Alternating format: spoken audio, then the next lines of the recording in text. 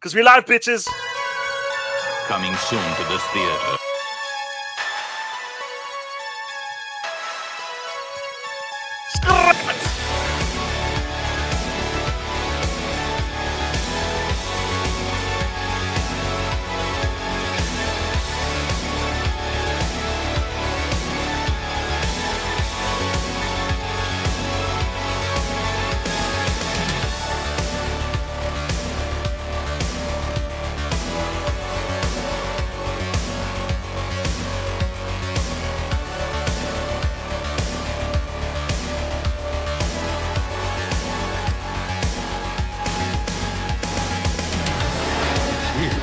It's alive. It's moving. It's coming this way.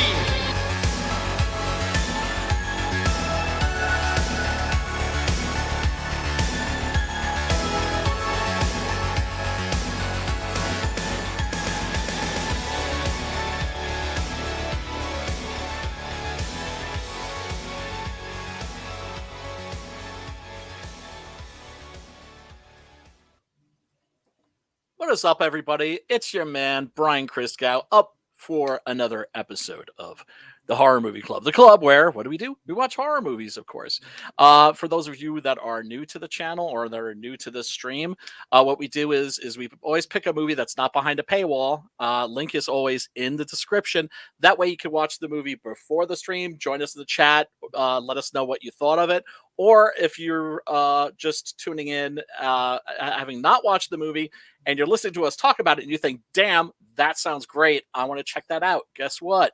Link is in the description below, where you can check it out absolutely free of charge. Man, I'm psyched for tonight's stream because we are talking about Lucio. I'm sorry, I gotta say it the right way. Lucio Fulci's City of the Living Dead. Tonight's movie, be forewarned before you click on that link. If you haven't seen it before, eat dinner first. Don't go into this one on an empty stomach. You don't do that to yourself. Yeah. Otherwise, your name will be Ralph. And let me bring on my friend, your friend, Matt Butch Cleaver Burke. What's going on, Matt? Hell, what's up, everybody? I'm just having some Guinness left over from Patty's Day yesterday, my favorite holiday. And yeah, man, how's everything going with you? Okay. A little freaking anxious today. The whole the comic book thing. For those of you that haven't heard, I found a publisher. Marcosia is going to be publishing Six Gun Gorilla, and that's cool. But then that makes me anxious because I'm so touched in the head that when things look like they're starting to go my way, I'm always waiting for that next shoe to drop. I'm thinking, wait a second, things are going well. Like, where's that freight train? Any minute now. It's that negative thinking, man. It's like the hardest thing to get rid of, man. It's the hardest thing to get rid of. I'm much better about it than I used to be, but still, man. Like today, I was so anxious. I needed to take a chill pill, man. I was like, not a heavy duty one, Right. Like my doctor gives me a prescription for Klonopin, and I just I always have it on a keychain with me just in case. And one will just kind of get rid of the anxiety, but I'm still completely lucid. Two, and I'm like, so I am well caffeinated, having a little green tea here. Oh, I love that green tea. That's what Andy Serkis, I think we talked about this, but maybe not. Andy Serkis would drink that and honey on Lord of the Rings when he was doing the voice, you know what I mean? Oh, really? You do that well. He put that in, and then I used to do that because I would play around with metal, you know what I mean? Right. And my throat would get fucked up, like shredded, fucked up. So I would, oh hell yeah. And that's when that would come out. Like that's when around the time, dude. Those movies were magic for me, but oh yeah. Well, yeah. I mean, for me, one of the things that made those movies so great was the fact that those shitty Star Wars prequels were coming out at the same time. Oh, right. So you really knew to appreciate them. Dude, I remember when the trailer hit. Like I forgot what movie I was watching, but to see that first Lord of the Rings trailer, I was like, "Oh, this is the greatest thing I've ever seen in my life." I think this is the greatest thing I've fucking ever seen in my life. Like you just see like those Hurakai walking, and and then the Fellowship kind of go over like that. They come up towards the camera, like walking up on the hill. I'm like, yep. I don't know who that is. I don't know who none of those actors are. Oh, I know Elijah Wood. I remember him, but I don't know those other motherfuckers. You know what I mean? Yeah. But I was just like, this movie's gonna be dope. Well, I mean, I was mainly excited because of Peter Jackson, and I was thinking, like, what an interesting choice. Because I always thought, like, those movies would end up being like directed by like Steven Spielberg, and then we would have gotten Tom Cruise as Aragorn. Like in Legend. Can't you see it in your head? Yeah, it's like my head like has no problem populating all that. Right. It's already in there. And so the director I was hoping for was Terry Gilliam. I was thinking, Terry Baron Gilliam. Munchausen, right? Baron Munchausen, right? Yep, and Time Bandits and Monty Python and the Holy Grail, Jabberwocky, the 12 Monkeys. What else? Imaginarium, Dr. Parnassus. I still got to see the Time Bandits. It's all over the place. Time Bandit. But I never seen it, so I'm on. You're in for a treat. Because he's somebody that's very, I wouldn't say. I actually would say Brothers Grimm. He is kind of anti. Yes, the Brothers. I like that Grimm. movie. Like he makes worlds. Like I fucking love it, and he has this artistic touch. I love that shit. Yes. Oh, the Fisher King. That's another. Oh, one. I love the Fisher King. So that must have been the first movie I ever seen because I had watched Hook. Fucking loved Hook when I was a kid. Remember, I'm a little 40-year-old kid right here. Yeah. So that movie came out. I seen that with my mom, and like it was just like for me. I think that was like my generation's Wizard of Oz, like for a lot of kids.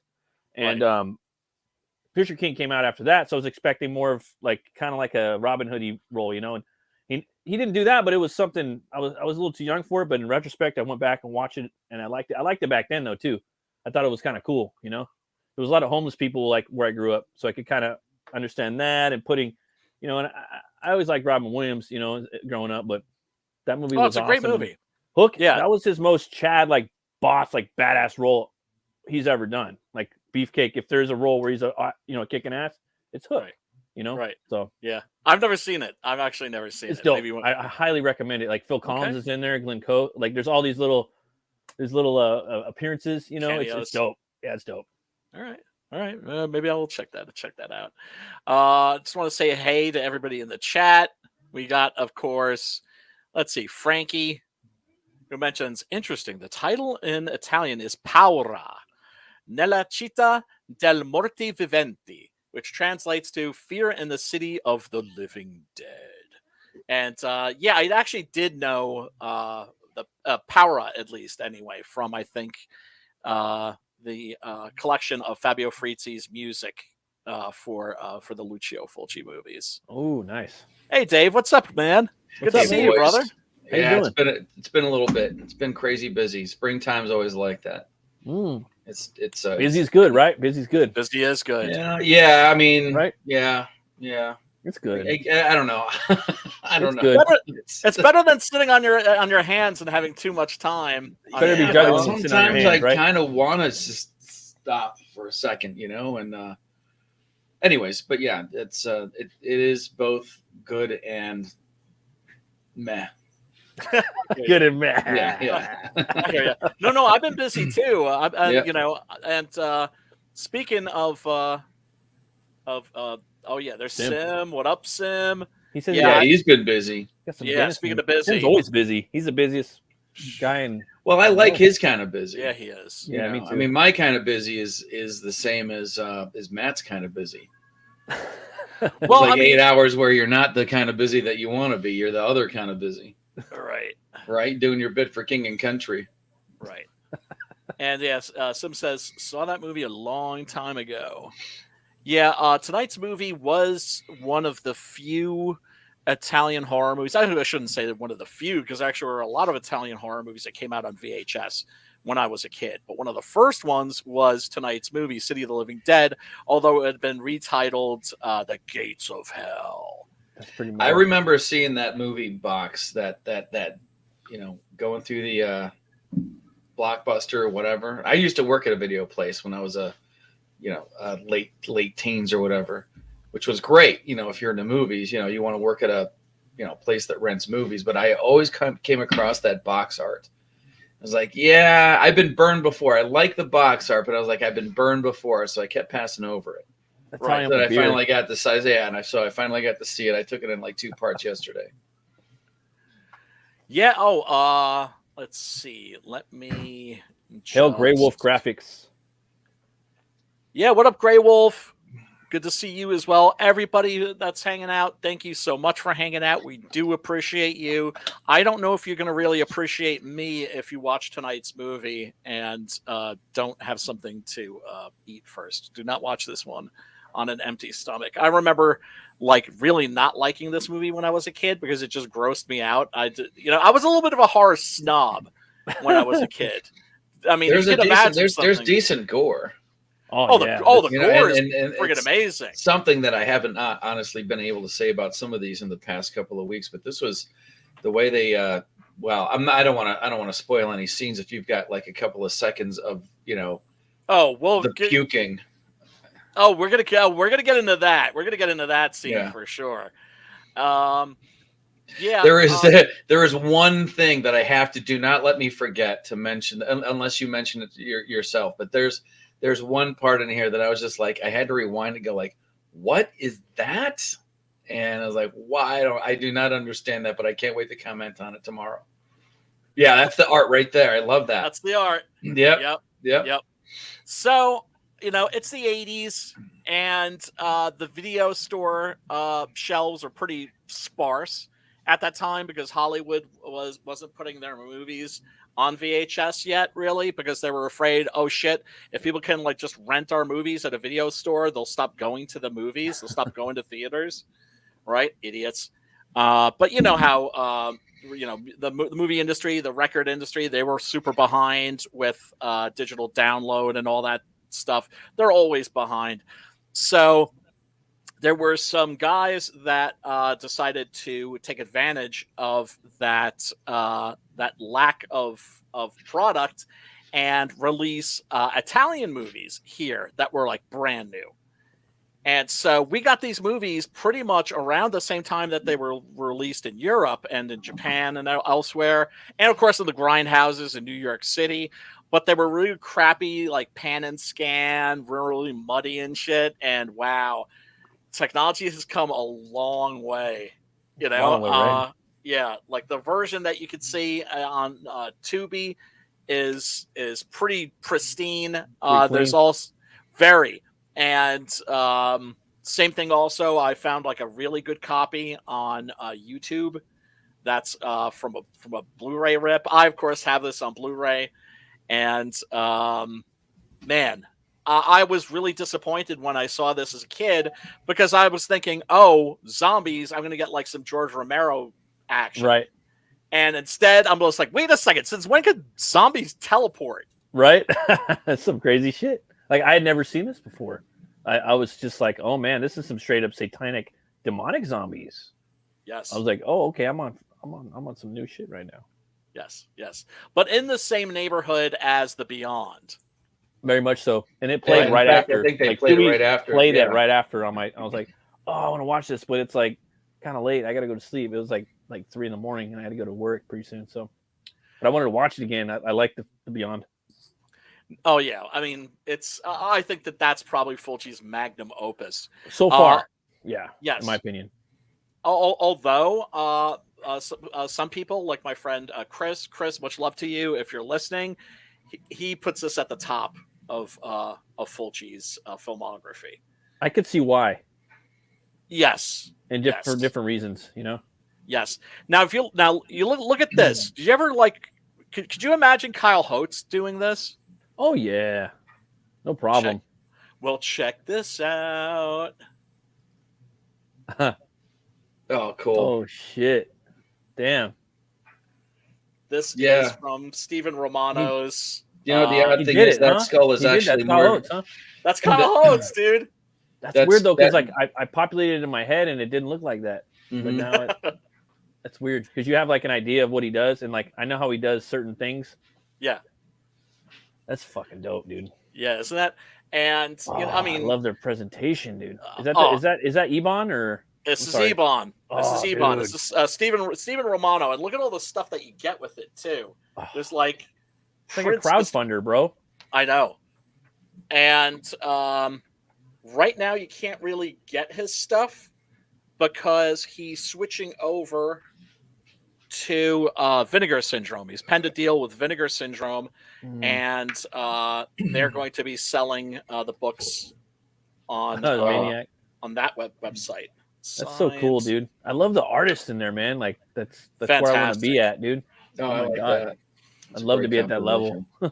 Speaking of Kyle Oates, there's another one from him. Oh, dude. That is the Knuckles, right?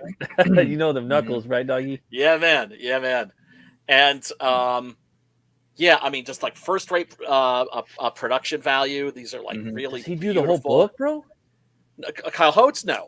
Oh, yeah. He just does the covers, but the interior art is. Oh yeah, it's still like fucking next level. Like still OG. Like they don't make comic. Like artists don't draw like that anymore. Type of art. Yeah.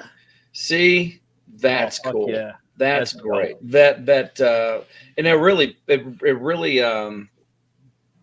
That's the feeling that you get when you see that scene too. That it's just bursting forth.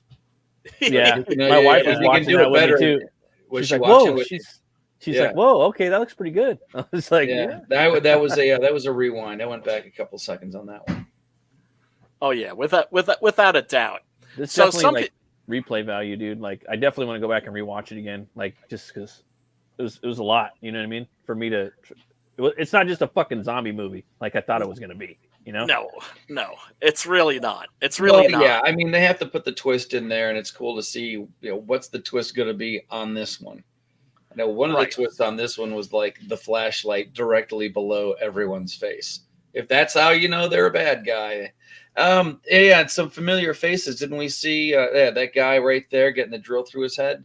Yep, that's the cat from Apocalypse, Zombie Apocalypse. Or was it Cannibal Apocalypse? Cannibal Apocalypse, yeah, yes. Cannibal Apocalypse, right. That's Giovanni Lombardo Radice. Yeah. And he is known as the whipping boy of Italian splatter cinema because he always bites it in the hardest ways. I can see why, dude. I was like, nah, he ain't gonna get the nah, hell no. Yeah. God. There it is. Yeah. How great is this? It's so awesome. Dude, I gotta learn how to paint, bro. I know. Oh. So, the original title of this movie is City of the Living Dead. The plot, what there is of it, involves a Thanks father for being honest. Thomas. Well, look. What we're talking about here is what I think of as stream of consciousness. I was just going to say that exactly. It's stream of consciousness horror. Hey, what if we do this? Is there a reason? Does it advance the plot? No, but it'll look cool. Run that baby. Yes. Because this was written by Fulci and his frequent writing partner, Dardano Sacchetti. And these scripts were usually written on the fly, and like Little Cozy's getting in like that. Little Cozy's getting in a little bit late. Yes, that is correct.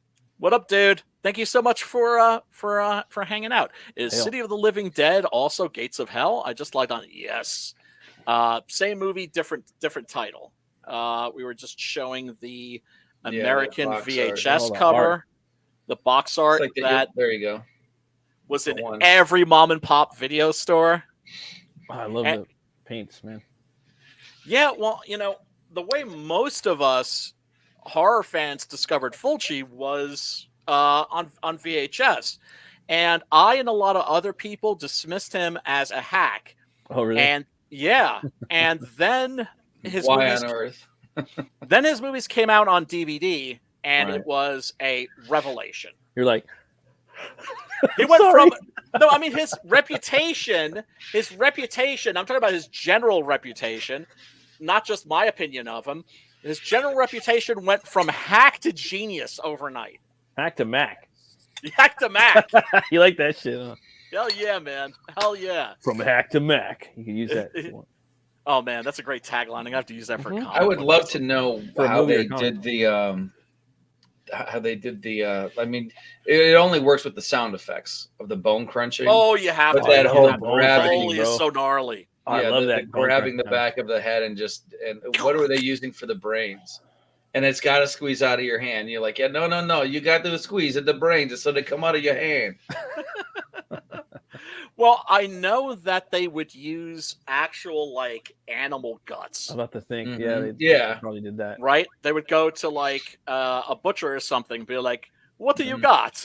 Yeah. And that's one of the reasons why the effects are as disturbing as they are, because it doesn't look like the real thing; it is the real thing. Yeah. Well, yeah. I mean, they did that all through the Day of the Dead. Yes. Yeah. Yes. There was all the pig entrails and stuff, and so the nasty. rotten pig entrails. Yeah. Well, I this really face think here is just. Oof. I think that Day of the Dead took a lot of inspiration from not only the Fulci movies, but also from Let Sleeping Corpses Lie, because that's the first zombie movie where you see zombies just like literally just tearing people apart, and there's no way that Romero wasn't at least paying attention to what other people were doing. I know that he wasn't a big fan of Fulci. I know he wasn't really crazy about the fact that Fulci put out a unofficial sequel to his own, Dawn of the Dead, which was called Zombie in Italy. And then, of course, the Fulci movie was called Zombie 2. Yeah. It's crazy, though, because they're like totally like different. You know what I mean? Like completely. I will say Fulci really he does a good job of like establishing worlds like within his films. You know what I mean? Oh my God, he does a really good job with that, and it's I think it's hard to do that like effectively as a filmmaker. Like for me, I would love to do it, but to me that would be like fuck. I want to make a world. You know, I want people to recognize this world. Well, that's the main thing I need to emphasize when it comes to Fulci's films. If you're a newcomer to his work, understand that his movies and a lot of Italian horror in general isn't really concerned with story. It's not really concerned so much with character. It's way more concerned with imagery and mood. That makes sense. Totally, dude. And films like this aren't designed to make sense. They're designed to transport, to take basically dimension. To take you into another person's nightmare. Yeah, there you go. 100%. I agree, dude. Yeah, nightmare actually makes I believe it's more accurate here because nightmares are like a lot of dreams. They're weird. Like you've had those dreams where you're talking to somebody that you know is person A, but they don't look anything like person A. It's just understood in your dream that that's who it is. Yes. Weird stuff. A lot of weird non sequitur stuff happens in a dream, and a lot of weird non sequitur stuff happens here. Yes. And, there's this thing called dream logic where things may not make sense in daylight, but within the dream, when you're in the dream, everything does make sense. Yeah. Right. So as long as the film has is consistent with its own universe, you're fine. You're good. Its rules. Absolutely. Although here, they're not the usual rules. They're not the rules that you would normally expect from a zombie movie. But then again, I don't really think of this as a zombie movie. Definitely not. In my right? opinion. Yeah, it's to me it's more of like a demonic movie, I like that. Yeah. Fulci is the working man's Argento. There you go. Well, like a lot of directors, he was like a lot of Italian directors. These guys were all workmen. Right. So before this, what was he making? He was making what the Italian movie industry was making, which was crime films and Westerns. And he did I think 3 westerns. Silver Saddle, For the Apocalypse, and I think A Bullet for Sandoval. And then he did 1 crime movie, which is called Contraband, which is awesome, with Fabio Testi. And I think that a lot of these directors, when they were jumping from genre to genre to genre, depending on whatever was in at the time, there were certain directors that when they landed in certain genres, something special happened, something clicked. Right. For instance, that makes sense. The love. Like for instance, Umberto Lenzi made some horror movies too, because that's what they were making. They were making horror movies, but his crime movies, I think, are far superior to his horror movies. I think when they got into the crime movies, I was like, okay, that's his genre. And with Fulci, I think something horror, all the way. Horrific. Yeah, and he was somebody that was using gore in the way he saw it, like an artistic way, like Antonin Artaud and artists like that. At the same time, there's a great deal of the Grand Guignol, right? The Grand Guignol being a theater in Paris, France, where they would basically have these little 1-act plays that consisted of like atrocities being committed to people. Wow. And they would use like animal guts. In fact, I think Shakespeare did too. Well, what else are you gonna do there? Yeah, I mean, Shakespeare could be pretty rough. Titus Andronicus, I always thought if it would be great if Fulci or Romero or somebody like that had done Titus Andronicus, because that's like the one Shakespeare play that really lends itself to being turned into a splatter movie. Oh yeah, have you seen Titus? Titus? What, the TV series or? Titus, yes, with Anthony Hopkins. Yes, yeah, that's what I'm talking about. That's the same play, yeah. With the nails and the. Yeah, chopping a hand off and then killing the guy's kids and chopping them up and serving them up in a pie. It's metal as fuck, That's the most metal Shakespeare. Although then there's my favorite Shakespeare movie is Roman Polanski's Macbeth, which is shot as a horror movie and works absolutely very well in that capacity. One of the things I also find amusing about this movie is that, and you get this also, I think, in The Beyond and some of the other, I would say also House by the Cemetery. He really mixes and matches his lore. That's to say, this is set in Dunwich, right? Which is a non-existent place that sprang from the imagination of H.P. Lovecraft. But this is not Lovecraftian, right? In any way. And there are a couple other examples that pop up in this. But when the movie opens, we have Father Thomas, who is a rather odd-looking priest who's just like wandering through the churchyard. And then we come across this stone. The soul that pines for eternity shall outspan death. You, dweller of the twilight void, come. I don't know what the hell that's supposed to mean, but it sounds cool. Right. And then that's all it needs to do is to sound cool. And then there's talk of the Book of Enoch in this. I remember that.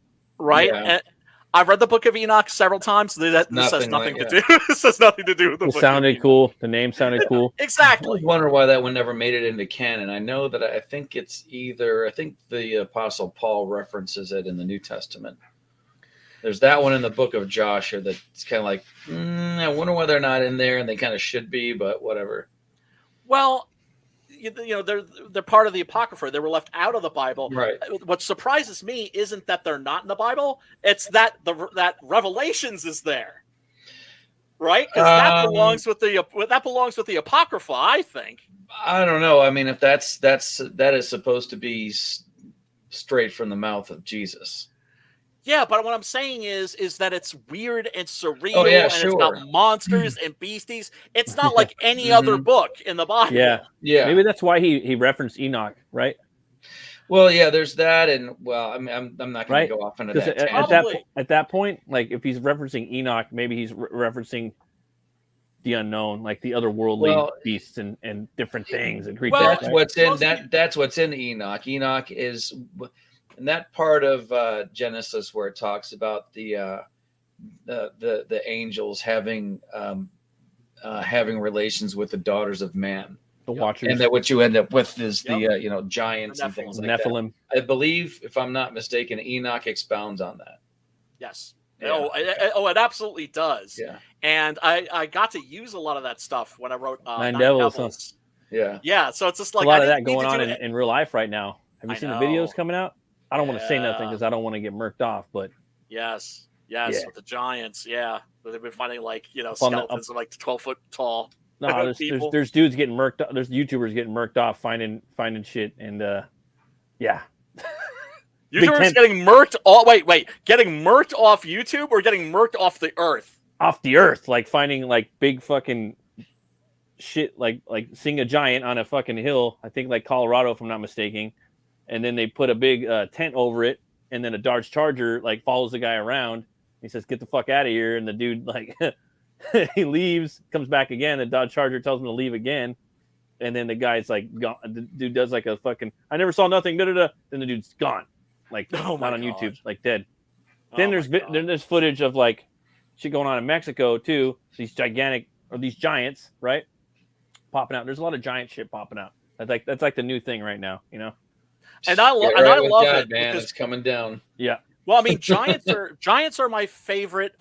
Not my favorite monster from folklore. Obviously that's werewolves, but giants are like a close second. I love giants. I've always been fascinated by giants. I don't know where it was, what video I seen. Again, I'm sorry, I apologize, but there's a shit going on right now that says like a lot of like the drama and a lot of the things that the government, the reasons behind. I know side quest, real quick. Give me 20 seconds. What's going over to the Middle East is because we're not going for fucking oil and fighting different like religious shit. We're going to fucking get DNA from bones of giants to bring back over here from Nephilim giant bones. Damn. And we're going to fucking take that DNA and make fucking who knows what. Bring back the Nephilim, right? And these fucking then there's still giants around that are popping out and they're like, "Well, get the fuck out of here. Go back in your shit. Cover it up. No, you didn't see this. Get the fuck." You know what I mean? Yeah. So there's a lot of that going on. Yeah, there's that, and then they're all over YouTube, like ancient and like 5,000-year-old viruses being found in the ice. Oh my God, that's one of the things that's really terrifying about global warming, right? Is all the shit that's just hanging out. It's either that or it's the story that they should have thought of in 2019 or 2019. I just read Ben Temple-Smith's graphic novel. Is that out? Original Hate. It was out. I backed it, and I've been sitting on it for about a year or less. Oh wow! And I did a review of it. Earlier today. I haven't dropped it yet, but it's about Neanderthals. There's a group of men, and they get frozen, and then they discover them. They thaw them out, and they're running around. The last thing they remember is their families getting butchered and whatnot. And by us. So they're fucking pissed, dude. And they're in this like place up in somewhere, you know. And the art's just awesome, dude. And his art style, it's just cool. Try to do a review without spoiling too much, but getting people into it, it's just fucking dope. And there's this professor. She really bonds with one of them. His name is Stripe. They have different names, and there's One Eye, and they're nocturnal hunters. These Neanderthals, and oh man, it's a really good book. It looks so good. Check out some of the comments, man. They're getting they're getting into the weeds with us. Yep. Let's see. Sorry, it is yeah. No, it's back all to good. The book. Back to the movie. Sorry. We're cool to meander a little bit. The Book of Enoch was well known in ancient times, and the apostles actually referenced it, even though they knew it was a pseudepigrapha,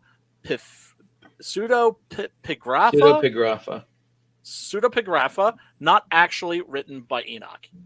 Interesting. Oh, yes, a pseudepigrapha. I don't know where the accent goes. Did you freeze up, Brian? No, I don't think so. Am I moving? I don't see you moving. Okay. Yeah. Little Coatsy says, ridiculous. It would have to be a Nephilim mummies if you wanted usable DNA.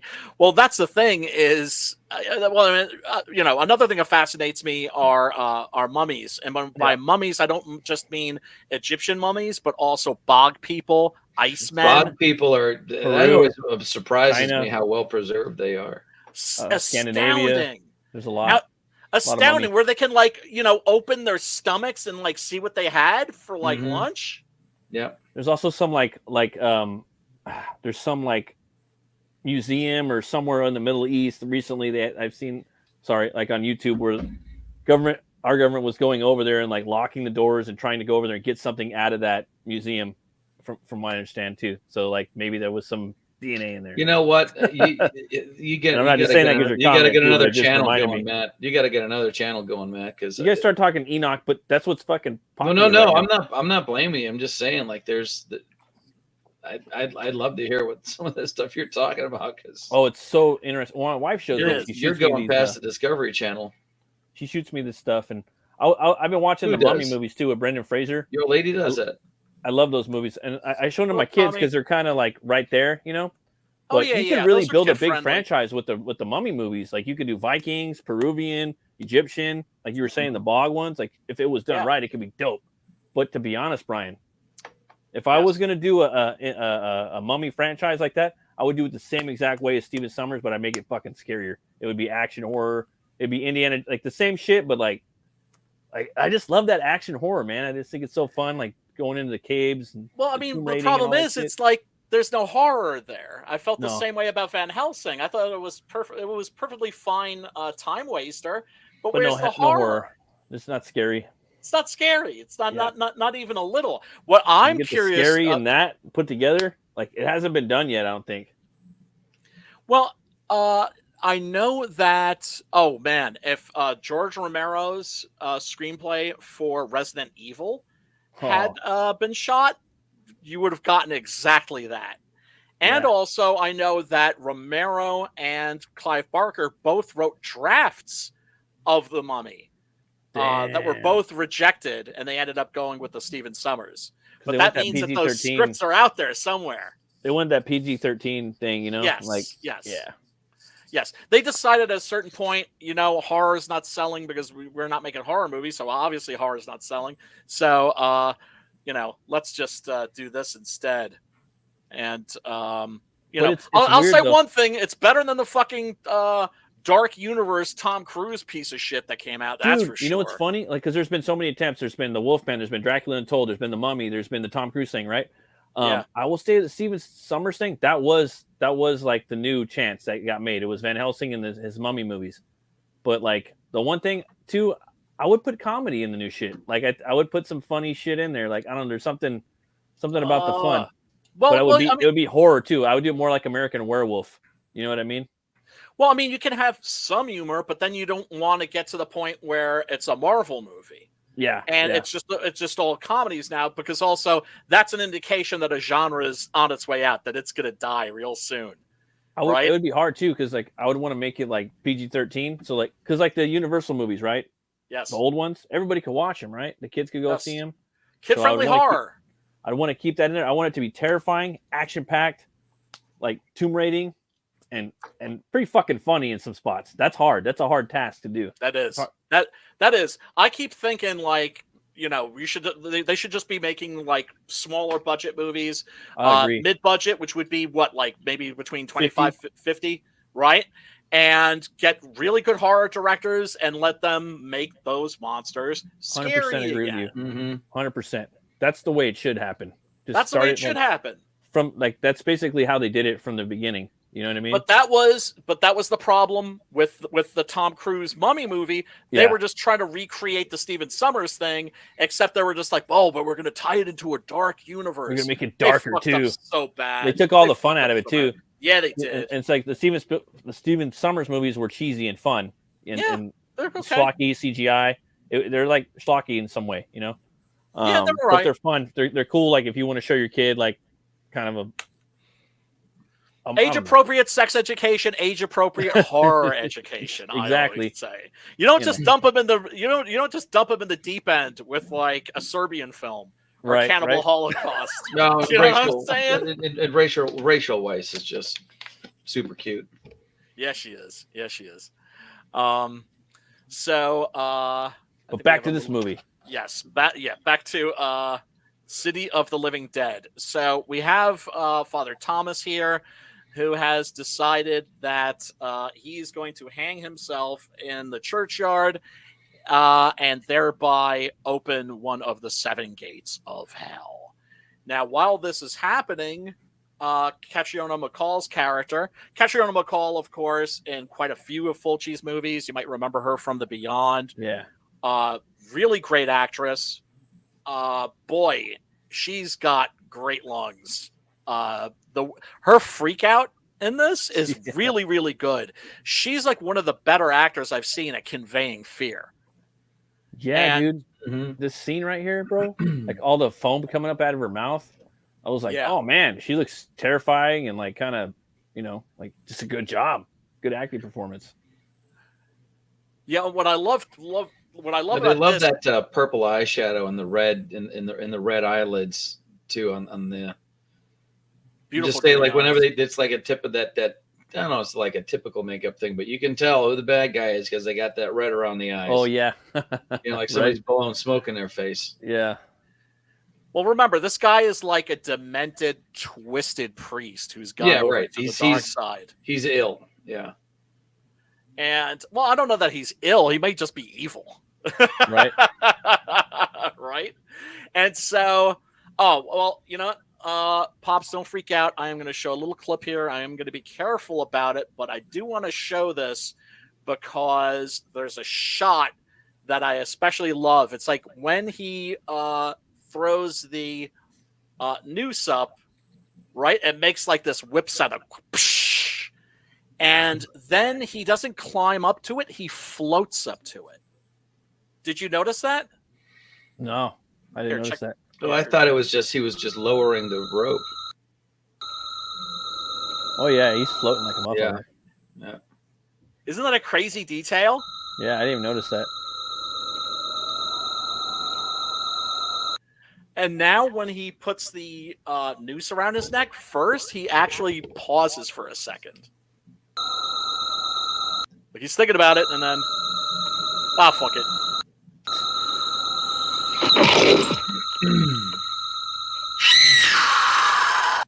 So that means he was probably like possessed even before. Well, I don't think it's that he's possessed. By the way, somebody's echoing. Manny Mona. Now pitching Yogi Berra. Yeah, that might be you, Dave. Yeah. So the seance that they're having goes awry as a result. Catriona MacColl's character is a psychic, a medium, and that's right. Oh yeah. Hello, Odin. What up, Odin? Says, what a great scream Mary has. What up, fellows? Great movie choice. Yeah. Thank you. Also, get in here, Odin. Metal. Yeah, come hang out if you feel like it, brother. What up, Dave? I don't know. How's it sound now? Now. Now pitching. Oh, okay. Thanks, brother. I appreciate that. Cause yeah, you have no video. I have no video. I mean, you're a black square. I'm a black square. Wait, can you see me, Matt? Yeah, I see you. Huh? That's weird. And of course, we get some of that dope ass Fabio Frizzi music.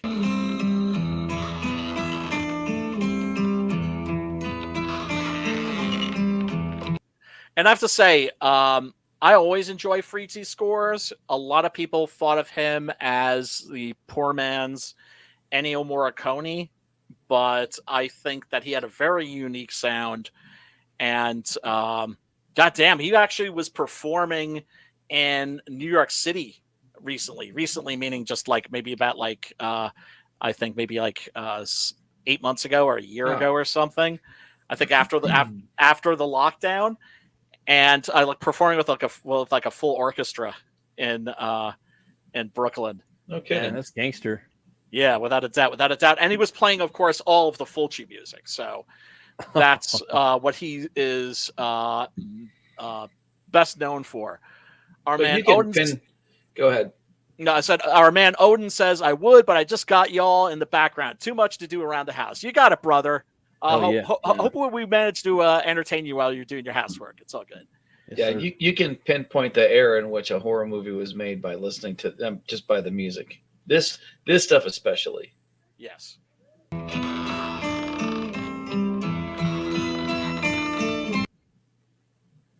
Yeah. His scores were always wonderful. Just like really creepy, atmospheric. They're just perfect for Fulci's there's world. a few funky bass lines in there too. Yeah, I love that shit. It's Oh, like metal too, dude. Yeah, well, let me actually also play a little of this. Get a little taste. Have a taste. Hail Keith and Comics. Hail Darko D13. Yeah, thanks, folks. Thank you for tuning in. We do appreciate you. And what up, Darko? Hand pink waving, huh? Yeah, it's an emoji. Yeah. What you talking about? Okay, check this out. All right. Red vinyl. That's pretty badass. Nice.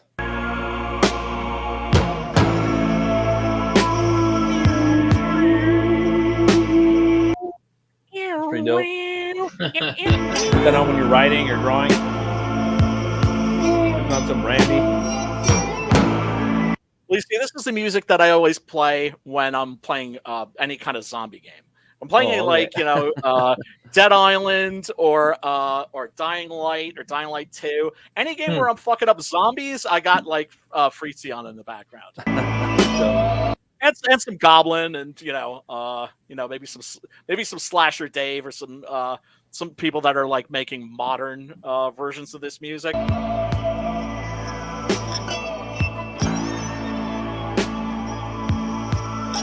Right, but it's always about that bass line.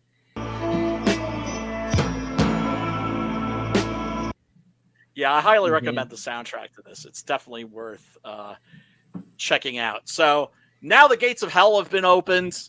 Yeehaw. And we get our first zombie coming. One out of the ground. 7 gates or the 7 gates? One of the 7 gates. And Fulci said that this was a trilogy, part of a trilogy. The trilogy being The Beyond, and House by the Cemetery.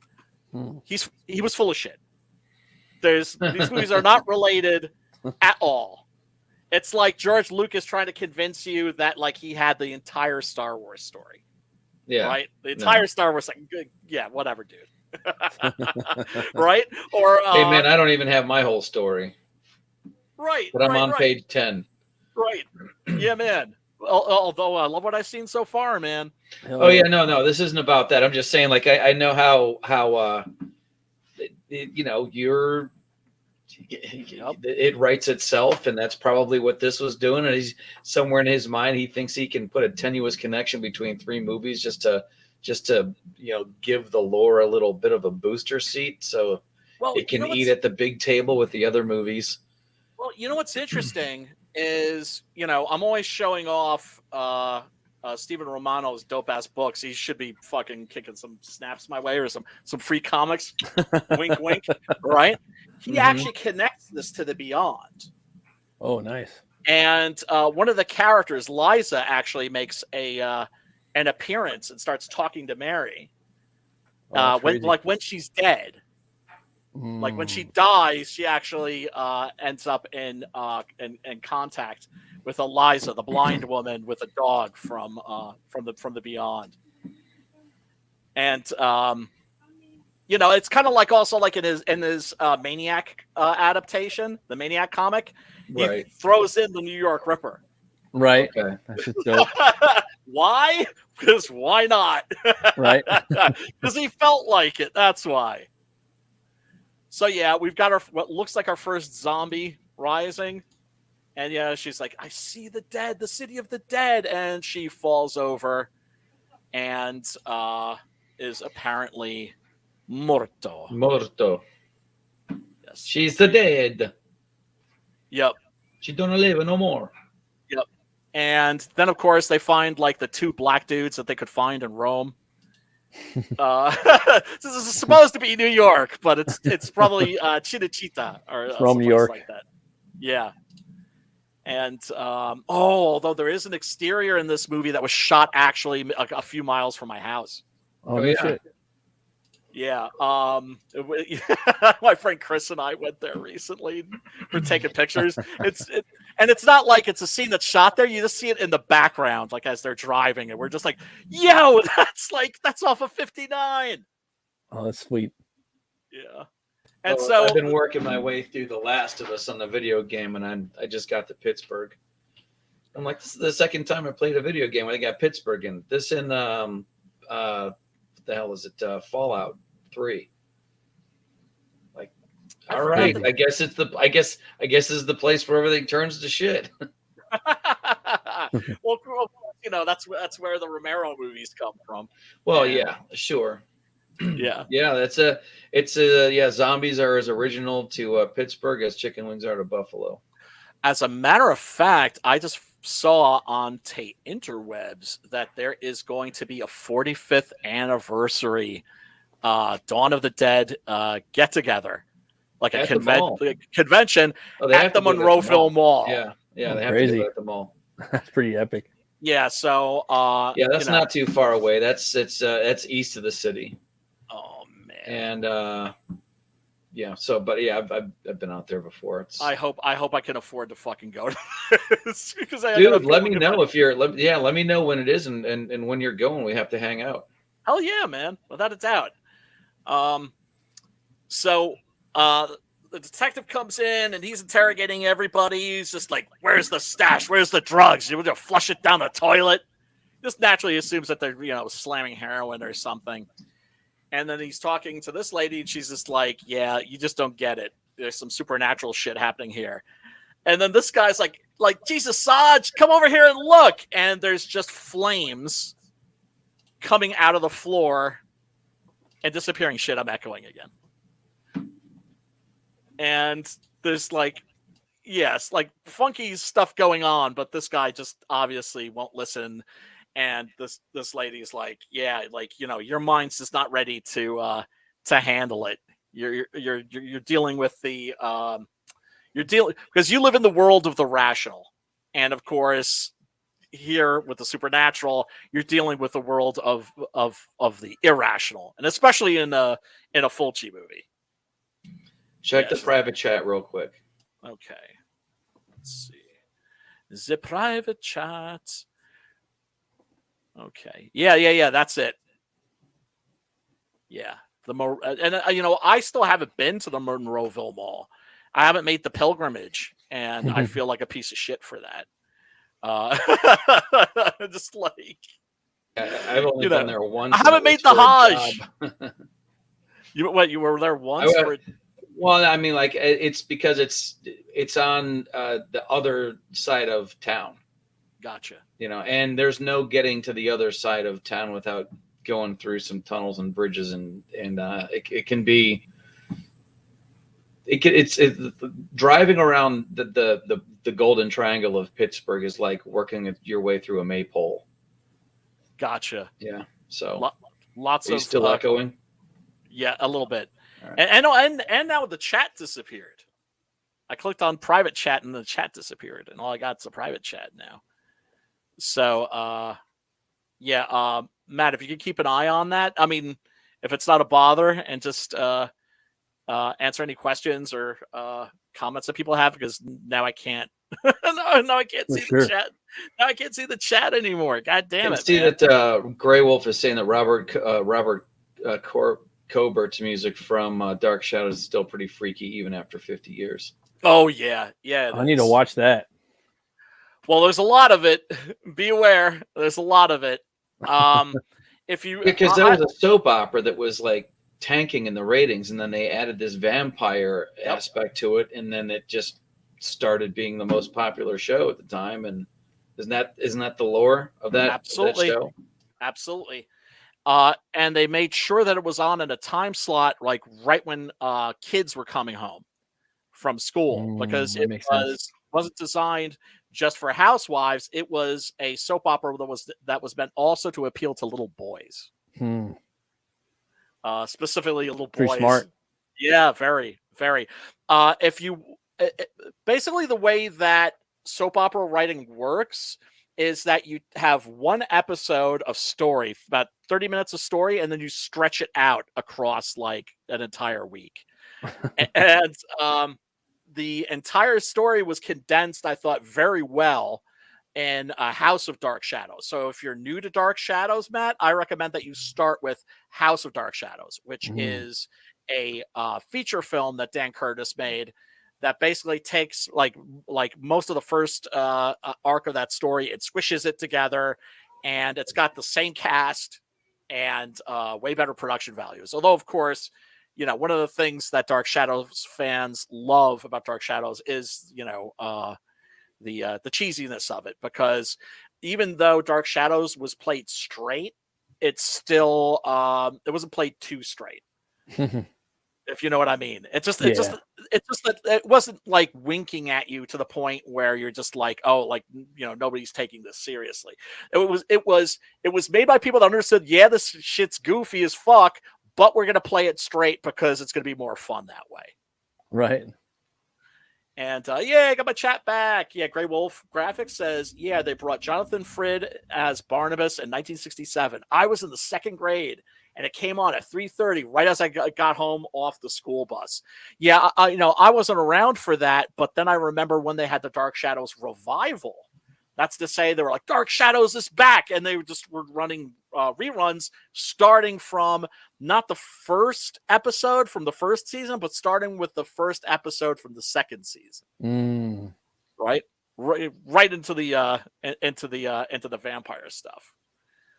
So here we have Giovanni Lombardo Radice, and like I said, the whipping boy of Italian splatter movies. Nobody bites it more often and harder than he does. He is the all-star champion of the grisly, gnarly fucking death. And he is, I'm trying to remember the name of his game, the name of his character here. Let me pop open the IMDb. And what he sees in there, man, that kind of like just like brings you full speed to like what you're going to encounter in this movie, you know? Bob, yes. What he finds on the floor in there, you know? Oh, dude, it's pretty gnarly. I mean, there's a lot of gnarly business going on here. What up, Odin? What up, Odin? Howdy, gentlemen. How's it going? How you doing? What's going on? I had so much to do, and I was like, you know what? I'd rather sit and talk about the movie. So, well, hell yeah, man! Thanks for popping in. Yeah, good to see you again. It's been a bit. Yeah, sure has. Yeah, Grey Wolf says Tubi TV has all of it, including the season before Barnabas shows up. Tubi's the shit. I don't understand. Like, most people don't even know that it exists. Yeah, no, serious. Yeah, that was weird too, because every once in a while, you know, those apps will kind of like sign you out on their own, and you got to like sign back in. And I don't usually hear it. It was like she was in like a full blown panic, but she was like, my wife goes, "Did you get rid of Tubi?" And I'm like, "You can't get rid of Tubi. It's not like you don't like pay herpes. for it." Yeah. Well, it had Tubi. Yeah, it had kicked me out, and I had to like, I don't know, it was weird, like trying to do fancy footwork to get back in there. I'm like, okay, it does on that. the phone, yeah. But you can watch everything without signing up or anything, you know. I know. You just go to the site and just start watching. You don't have to be signed in or anything. Yeah. But you know what's interesting is when I put a Tubi link in the description, people are much less likely to click on that than if it's a YouTube link. It's because they don't know what it is. Yeah. Because they don't know what it is. Tubi shit. Yeah. Yeah. What's this Tubi shit? It's gonna click on. It's gonna catch fire. Like, give it like 2 more years, dude. People are gonna. Yeah. Pluto's know what it is. I mean, it's the best channel. Pluto's another one. I've got a channel for freaking everything. It's better than Netflix. It's better than Shudder. It's better than Prime. It's better than like it is, dude. I'm not gonna lie. It is. I mean, and you don't have to pay for it. Yep. I didn't have to pay for it. You don't have to pay for it. They give you those commercials so you can go get a beer, get up and take a pee. Yeah, get a beer. They're not even that bad or that long. Yeah. No, they never put in the commercials aren't intrusive, right? It's like I don't enjoy commercials, but they're careful not to overdo it so that you go, fuck this. Well, you know, I just was seeing my daughter. She's 14, but I turned her on to Last Train to Busan, and she was like, I was like, watch it on Tubi, it's free. And she goes, "Oh, they put the commercial at the worst time." I'm like, "It was free." Shut up. I know, right? You know who does that even worse? Yeah. YouTube. Yeah, no shit. If I'm watching something that is considered even remotely right wing, it is littered with commercials. Twice as many commercials. Like, you know, I mean, like if you're trying to like watch a rerun of, you know, some news program or something like that, it's like they're trying to get you to turn it off. It's ugh. Well, yeah, the blow up doll was a nice. I remember her from a long time ago. Yeah, this is Bob's girlfriend. His face while he's staring at her is one of the creepiest. Yeah, I know. He's like, and oh god, Giovanni Lombardo Radice, also known as Jonathan Morgan. I saw an interview with him on the special features, like a little documentary, a little 50-minute making of special for Cannibal Apocalypse, and the dude's fucking hilarious, like really funny, because he's like one of those gay German dudes. And there's something about gay German dudes. It's like they're like like Dieter. They're like from Sprockets. Dieter. They're like some of the coolest people because they're like drag queens in the sense that they're funny, but they know that they're funny, and they have a sense of humor about themselves that most people don't. You know, that a lot of people don't have. Yeah. Of course, I'm talking about the old drag queens, not so much the new trans. I tell you, there's nothing. It's a different thing nowadays. Nothing to me funnier than drag queens doing pratfalls. That is hilarious. Oh God, yeah, man.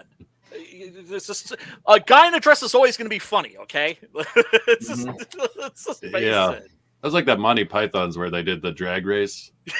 Yes. Yeah, it was just them running down a track. And yeah, man. That shit's always going to be funny. It was. Divine? Oh my God.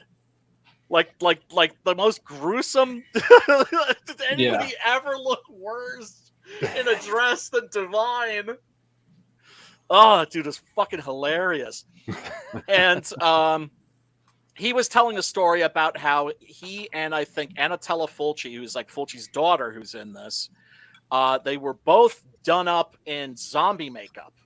And he was like, and so we were like hanging out, and she had this really great grass. And so we were smoking this really great grass, but then it made them paranoid, and they were like staring at each other in zombie makeup and like freaking each other out and screaming. Oh God. Yeah. Sounds like a good time. Yeah. So there you go. That gets you. That was with like what you're going to expect in the movie. You know what I mean? Yeah, so he's ready to like, you know, bust a nut with his girlfriend here. I hope he has some lube too, because I would imagine that would chafe terribly. It's been a long time. That was like instant. Yeah, they just like, oh great, there's a rotting baby that kills my boner. Yeah, wearing a condom before you go to town on a blow up doll is like a double negative, isn't it? Yeah, I think so. And then, of course, Fulci, what does he do? He always brings the camera in closer. Yeah, and closer. I saw so much of that. That's one of those. Is it just this movie, or is that his style? That's his style. Zooming in on the cat, zooming in on the eyes, zooming in on the every. There's always a like a comic book, though. You want to do that on each page, like kind of zoom in as you go along. Yes, and there is a lot of comic book style in these movies, in Italian movies in general. Yeah. But what Fulci was doing was he was like grabbing you by your hair. Yeah. And just like pushing your face into it. Look at the horror. Look at it. You know, I'm going to take your face and I'm going to push your face into it. Look at the horror. Yes. It's down there. Yeah. Thank you. There was like one worm moving on that, and it gave it the semblance of like movement and like. Yes. And it was just like one worm. Yes. So it was just a still cast thing with like one worm wiggling around. Right. And when you look at the effects in this on a beautiful, pristine, like, you know, 4K copy, it's very different than it was watching this stuff on VHS. Yeah, obviously, yeah. You know, it's not that it's still not completely gnarly. So these small town blokes are hanging out, having a couple of beers, probably watching some Fox News or some shit like that, and then suddenly the mirrors break. The commies attack. Yeah, of course we got this dude. He looks familiar. Where have I seen him before? You may have seen him in other Italian films, possibly also in some westerns. This dude for sure. Yeah. Right. Definitely in some spaghettis. He almost looks like Charles Bronson in Once Upon a Time in the West. A little, you're right, not quite as weathered, but you're noticing also like the zooms and also, right, which is very very much like taken from Mario Bava's style. And then you get these extreme close-ups, that, of course, Sergio Leone. Yeah. And as if the mirrors breaking just all by themselves wasn't freaky enough, the wall cracks open and, on a brand new building to boot. A brand new building. It's just like, man, they're not building these things like they used to. I'm going to run out of customers, the owner says. and notice like the steam that's coming out. Yep. It's just like, great. I've got a portal to hell in my bar now. Oh, hell no. Not again. Not again. Damn it. Oh. Yeah. It's like, look at the cat. Looks on. Yeah. A little Pet muffin. Me. Yeah. Oh God. Shit. Yeah, he's a cute little muffin maker right there. I saw somebody actually who created. I couldn't get a picture of it because it's like a web something or another. The format wasn't friendly in terms of me being able to save it and open it. Mm-hmm. But somebody created like a little a fan art thing where you've got like different characters, puking their guts up and walk around as zombies, and then that face on like either shoulder of like Catriona McCall, like that. Yeah, cute little muffin. Oh yeah. And so we jump to the other characters in the film where we have an analyst who is trying to, I think they mentioned that that he's been working with Bob. Jerry is the actor's name. Yes, played by Carlo Di Mejo, and he's talking to Rosie, who is a troubled girl, but not as troubled as Bob. Clearly. Let's hope not. Yeah. And then we get the good old Gravediggers characters straight out of Shakespeare.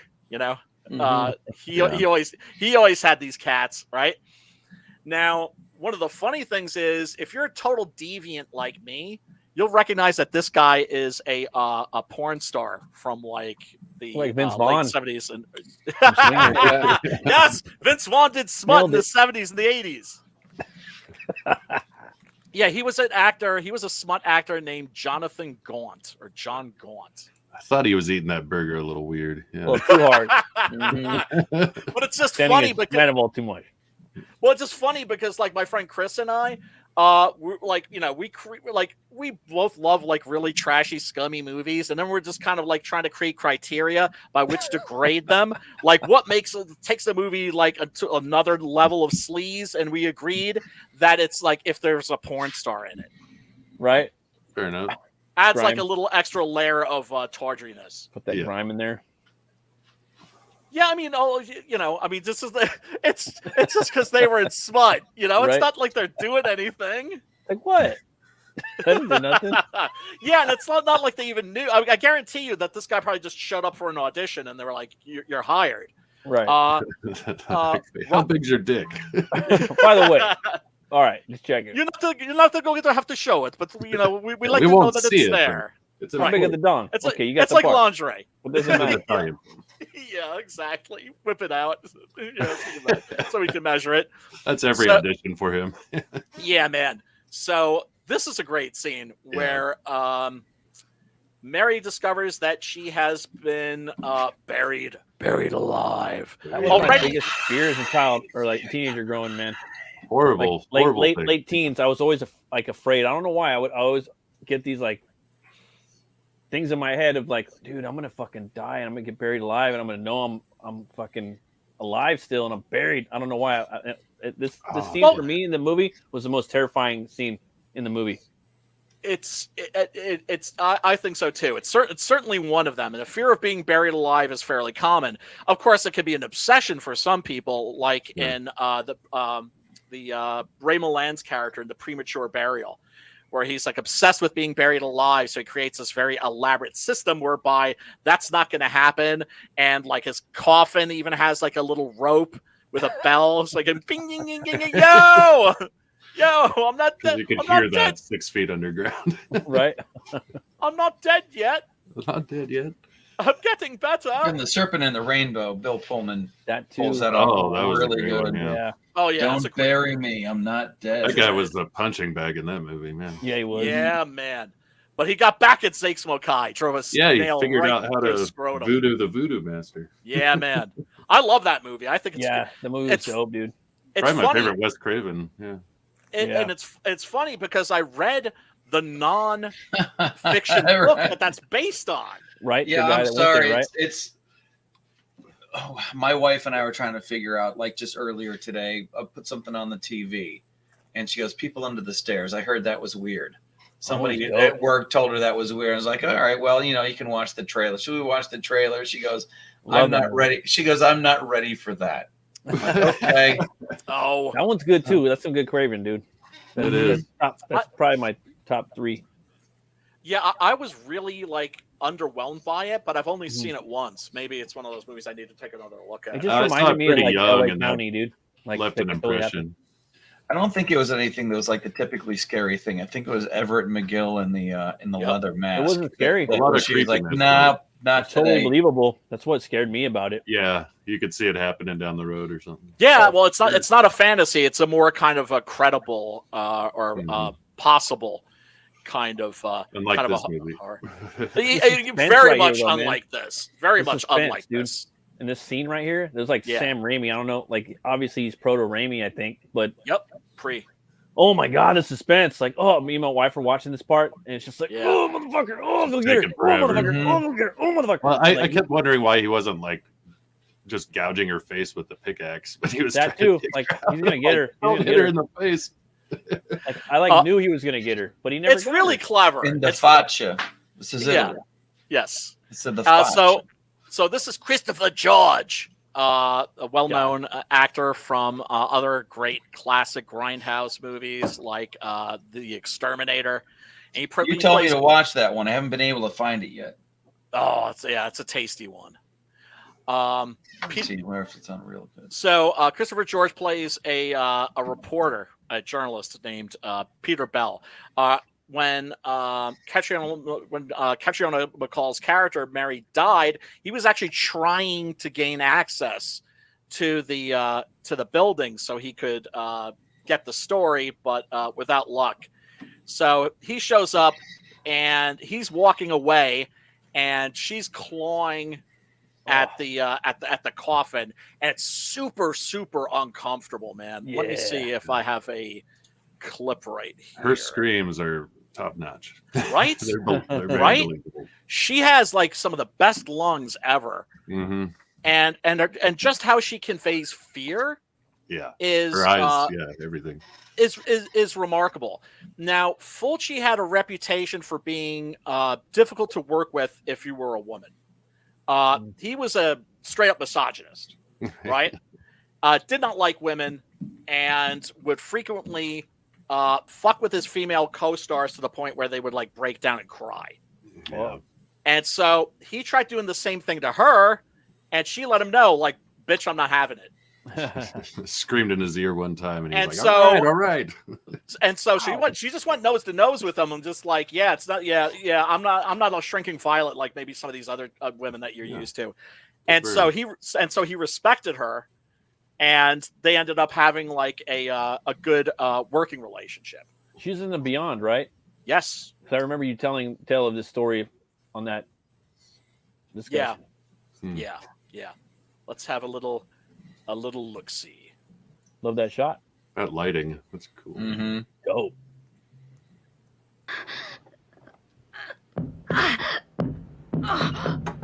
Yeah, not really how I'd like to wake up. Traumatizing. Yeah. Oh, Jesus. There you go. And so... No, I mean, if that's really one of your worst fears, then the end of Scrooge really does a mind job on Oh, you. yeah. Like, what if you died and you could feel the worms crawling through you? Like, for me, that was what I would thought, like, you know. That you were dead. Wow. You couldn't do anything about it. Yeah, that you're dead, but that you could still feel. That would be a great story, you know, like I wrote a song about it Remember called The Wake.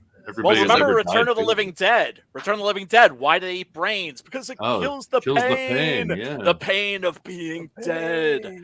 They're just in agony. It hurts to be dead. Yeah. Does anybody remember the very last joke on Have You Seen Me Lately? Sam Kinnison's oh no comedy album. No. About you think like when you're dead. Oh yes. Yeah. And you think, well, I'm dead now. I'm just gonna wait to, be with the Lord, and there's nothing else to worry about, no more problems or whatever. And then he's attacked by a homosexual necrophiliac. Okay, that's the second worst fear. Yeah, it's pretty bad, dude. And so what's real creepy here too is that she's looking at a mirror. There's a mirror on the lid of the coffin. You can see something bouncing around off the lid. Yeah.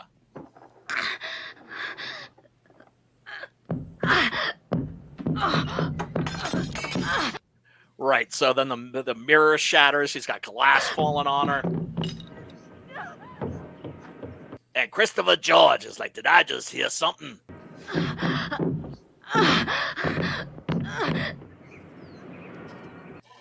Yeah, and so naturally he's like, I can't help it, but he's such a just for men model. You know what I mean? Like that's the face on the box of hair dye for men.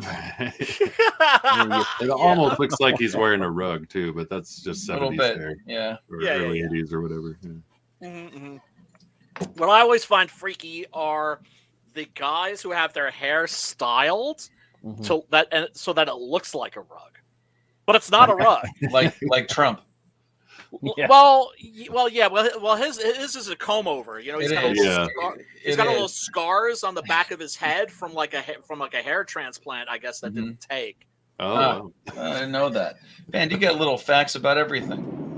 Oh yeah, you don't remember when he was going up the those steps to like an airplane, and suddenly that flap on the back of his head went ship. Yeah, it just flew up. It flew to the side because like evidently he has it like because he only lets like his family touch his hair, like and he doesn't Jimmy have Fallon. like an actual a hairdresser. I think Jimmy Fallon like shook his hair. What did you say about Jimmy Fallon? Oh, they were like playing with each other's Trump's hair when I think that was okay. probably pre-planned. Like, okay, you can touch my hair, but it's got to be like this and for only this long, and don't touch in the back. Just touch he in the didn't front. seem too happy about it actually. Right, but had to like play along to like seem like I gotta seem happy and nice. Yeah. Right.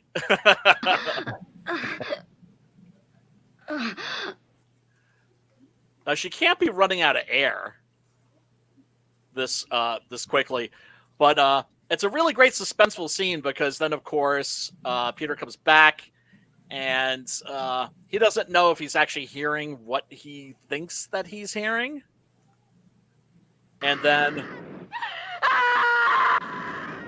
okay, definitely heard that one. Oh my god! They've got to save her. She sounds hot. Well, her picture is also on the gravestone. Yeah, that's true. It was on Chris. Yeah, so you can see that. He knows she's hot. Yeah, so you know that she's hot. I know she's hot. Let me get in there. He's like, she's and boy, I bet once I save her from let me get in there, alive, and then let me get in there. I bet if I save her from being buried alive, she's going to be very, very grateful. Yes. I saved you. And so, what does he do? Yeah, just like right in the face, man. Didn't even chip a tooth. Well, because it's right, because he missed her head. It's just like right next to her head. Yeah. Well, when he opens the hole, it's like right over his face. Yeah.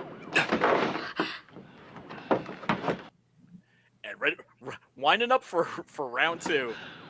I was like, oh, she's so fucked. But I like knew she was gonna get it. It's just like you go from being buried alive to this shit now. Pickaxe to the face. Can you like gun her feet or something, dude? I'm sorry. Yeah, I know, right? Or at least give her some direction. Maybe like, the side, hello like in there. lock that or something. I don't know. Move your head to your left, my right. You know what? Then swing. You know what's funny? I was thinking the exact same thing. I'd be like, good. "Hey, honey, I'm gonna get you out of there. I'm gonna get you out of there." You know, give her my name. Like, what's your name? Oh wait, I know your name. Your name's on the fucking tombstone. Yeah. Mary, don't worry. I got this. Just like tilt your head like as far as you can to the right. No, to the right. I'm not rescuing you. I'm just making the tombstone accurate. Don't move. I think maybe a proposition like, can we fuck afterwards? Yeah. I promise to get you out of there. Yeah. What if she opened her mouth and it went like right into her mouth on the third one, right? Oh yeah. That would have been pretty dope. Okay, no, wait. I can't believe we're going down this road. Okay, I am. Yeah. Stay right there, and then he just starts taking his pants off. Oh damn. Bukkake. Yeah. Oh. Yeah, that's a great scene. Here comes the pickaxe. I don't know what it That's is. not a about the internet pickaxe. that just makes me. I always go there. I always go there. So then Mary's friend is, of course, very grateful that Christopher George has rescued her friend. And now he has the story that he was looking for, except, of course, it's, not the kind of story he was looking for, because this involves supernatural stuff. And, like here she mentions, are you acquainted with the Book of Enoch? Yes, A text which dates back to more than 4,000 years ago. It contains read the Book of Enoch. Oh, I've read it multiple times. Yeah, as a matter of very, fact. very interesting. It is like it's one of it's one of the apocrypha where I can actually recommend it to like people that aren't into the shit and say, "Yo, you should check that out. Yeah. It's pretty cool." It's not as preachy. It's got lots of craziness and demons and angels and stuff. Absolutely, and giants. Giants. And, yep. yeah. The Nephilim. Yeah, I was saying before when I wrote Nine Devils for my friend Preston Acevedo, it was so cool because it's like I didn't need to do the research. I had already done the research. Yeah, yeah, that's good. Love it when that happens. Yeah. Yeah, she's talking about this is all nonsense, of course. It contains man's first recorded description of his boundless mortal fear in the face of malice itself, a demanding, implacable enemy whose search for blood is never satiated. The city of the dead, the living dead, a cursed city where the gates of hell have been opened. I thought that was the Necronomicon. Yeah, exactly. Or the Book of Ebon, which is in the Beyond. Yeah. And the Book of Ebon, I that. think, was one of the grimoires that Lovecraft made up, right? Because there's the Necronomicon, Unaussprechlichen Kulten, which means unspeakable cults by von Jutz. Yes, and then I think and then there's like the Book of Ebon, if I'm not mistaken. And then all she knows is that it's in a town called Dunwich. And then we have that. Well, I mean, I think this is a case of probably, I don't know if Fulci was really aware of if he had ever read any of Lovecraft's work, but probably Dardano Sacchetti probably had, being that he was like a horror movie writer. You would think, yeah. So yeah, at midnight on Monday, we go into All Saints' Day. The Night of the Dead begins then. And if the portals of hell don't get shut before, no dead body will ever be able to rest in peace again. And so the dead will rise up and take over the earth. And yeah, so yeah, the clock is ticking. They have to. Yeah, it's the old. I love it when you do your Muppet Demon voice. That's my metal voice. Sorry, I was. That's okay. I love this shot. Yeah, is that great? Oh yeah. Kind of takes you out of the movie and puts you into like a different space, I guess. Yeah, well, because like here we're in New York. Yeah. And here now we're in Dunwich, Massachusetts. Witch haunted Dunwich, as Lovecraft described it.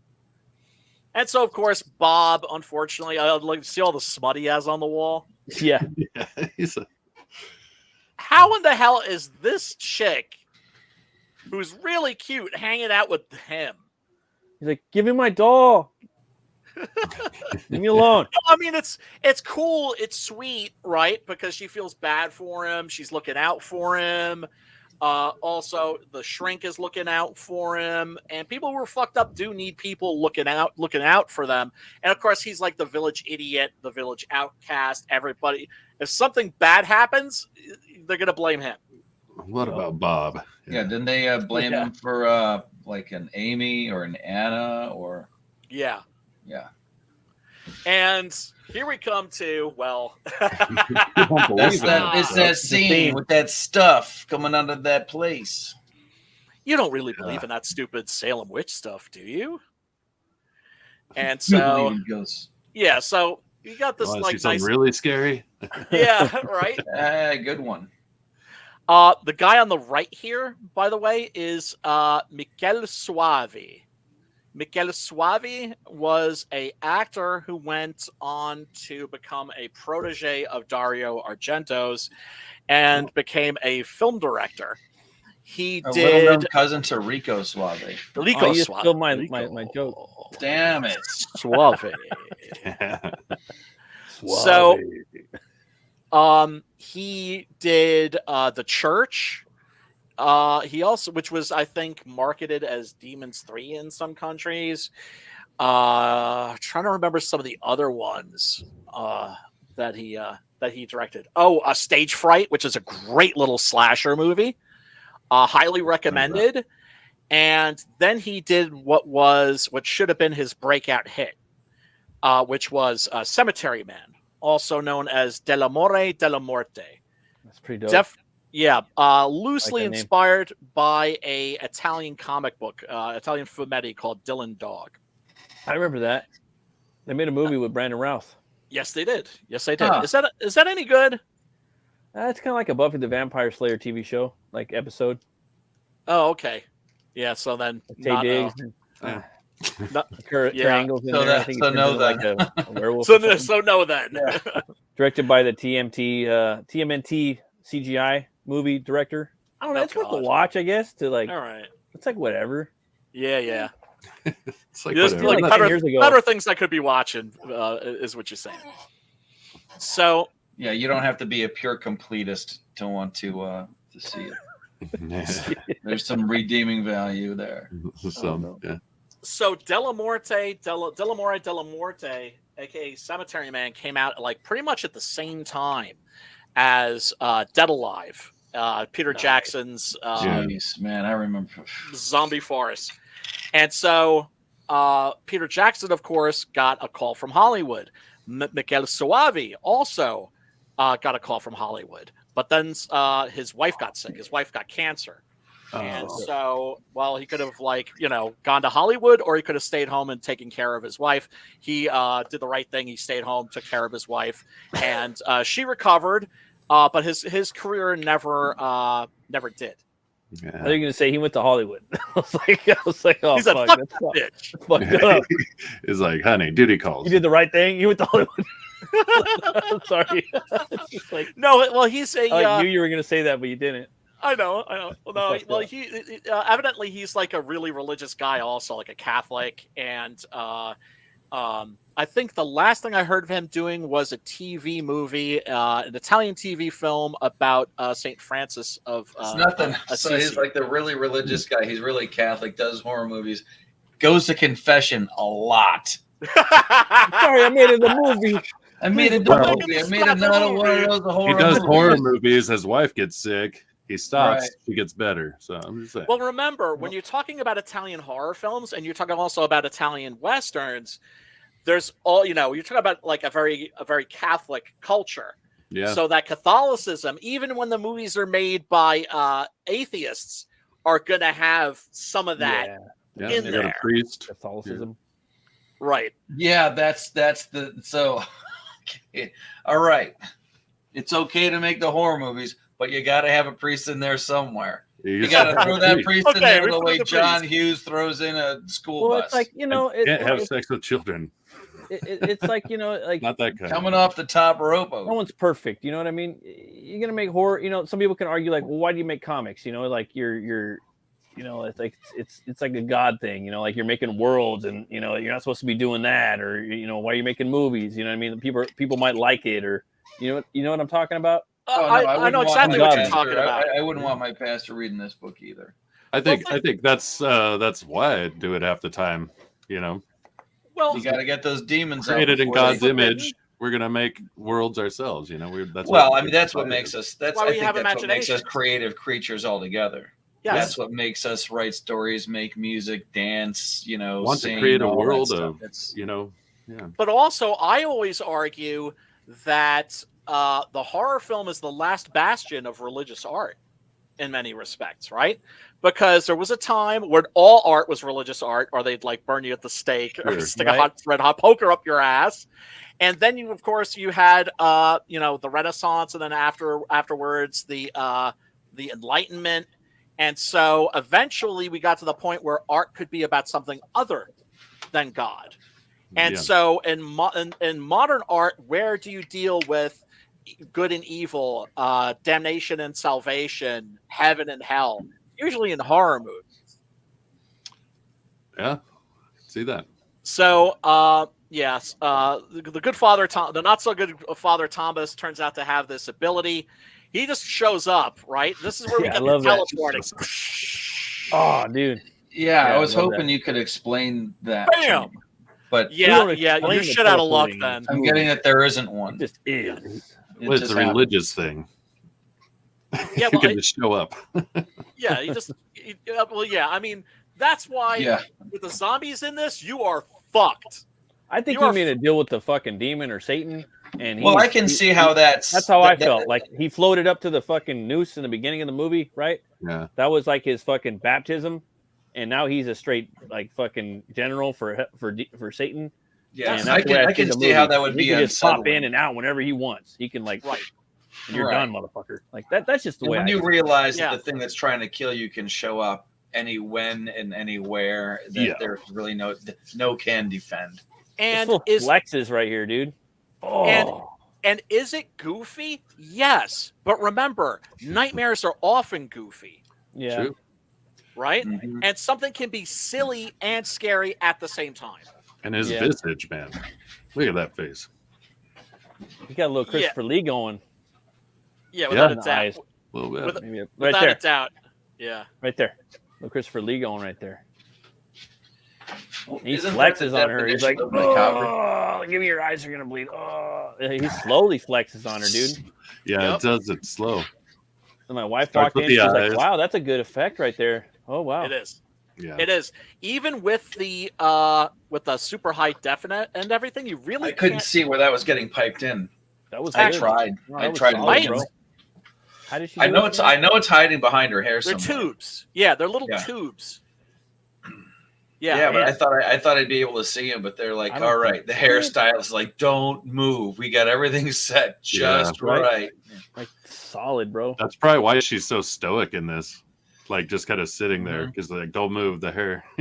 Yeah, right. But I thought it was just good acting, and now I'm going, oh yeah, she just didn't want to move. Didn't want to fuck up the front. But also, how do you keep your fucking eyes open when this shit's pumping through? But you can see that she's trying not to. She does that like instinctive half blinking twitch kind of thing.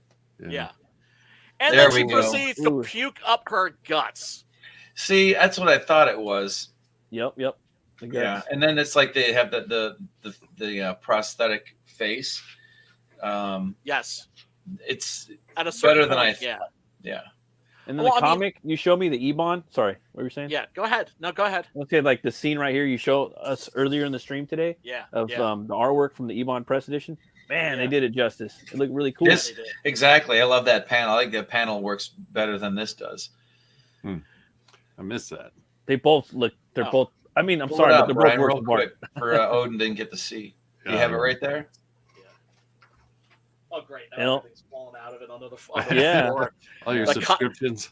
That dope-ass Kyle Holtz cover. Oh, fuck yeah. Fucking and that's great. Yeah, wait till you see this paddle. It's... Oh, really? Sorry, guys. Yarg! Mm-hmm. Metal! Oh, yeah. Geez. I love that. The artist had some fun there, man. Oh, most definitely. Most definitely. And what's great about this... one of the things that's great about this too is that Romano's like really he's thought about this shit. Like the priest, Father Thomas, has like a lot of internal monologue. Oh, really? Yeah, so he gets into his head and everything. It's like very, very ambitious. I would Later, say. Keith. Thanks for stopping by. Peace out, Keith. Thank you so much for hanging out. Later, Keith. That still right there is pretty horrifying, though. Just this one right here that we're focusing on. For me. Yeah, it is. Yeah, it is. And I think I might have a clip. Mm-hmm. Yeah, I mean, this is one of those movies that I just, you know, I mean, it's like, okay, you have different types of horror movies. You have subgenres. You have your. This is certainly in the splatter movie subgenre, but at the same time, also it falls into a special category I refer to as the chunk blower. I'm like the chunk blower.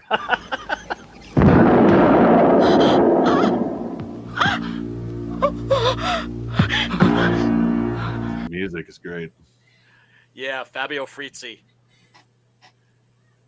He I mentioned before, like he recently performed in New York City, and I fucking missed him. Oh wow! Dope. Yeah. Because also it's just like, what kind of people are going to show up to see Fabio Frizzi conducting a orchestra playing his Lucio Fulci music? A bunch of deviants. That's who. Like my kind of people. I was just gonna say the people who like. Right there at the top there on the screen, the top left, people like that. I love the classic car doesn't start. Yeah. Right? And they just vanishes. I mean, yeah, it's cheesy. Yeah, it's goofy, but it's also really scary. I know I should have attended to the points and rotors. What was that? I know I should have attended to the points and the rotors. Yeah, man. Tune this bitch up. Tune that up. Right, so now it's like the priest isn't there. Where is he?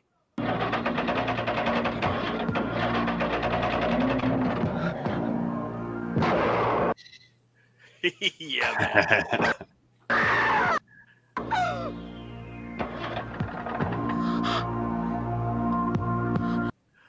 And this is a weapon that he uses later on in the movie too. That it's so it's like Ghost Rider's Penitent Stare. Yes, yeah, very, very much so. You know what's funny? It's like I'm getting ready to show this, and then you can see me do this, like a total punani that I am. Yeah, see how she? You can tell she's just like a little irritated. Yeah. Yep. Yeah, I mean, I would imagine that your eyes would be noises too. Yeah, it's so gnarly. Oh, it's so gross. It's like it's good body horror. Starts to spit. Yeah, she's like foaming at the mouth. It turns like blood foam. Yeah. Oh god, this is so gnarly. Is that funny? It's just like I'm a really jaded horror fan, and there are parts of this movie that are so nasty. I actually still like do this. Yeah, the chunkiness, like you said. Yeah, like I was saying, this is not a movie, folks. Make sure you eat before you watch this. Your popcorn first. Yeah, don't Yeah, don't. Oh God, because I remember going into the Texas Chainsaw Massacre Part 2 with an empty stomach, and coming out of that feeling pretty ripe. Oh, yeah.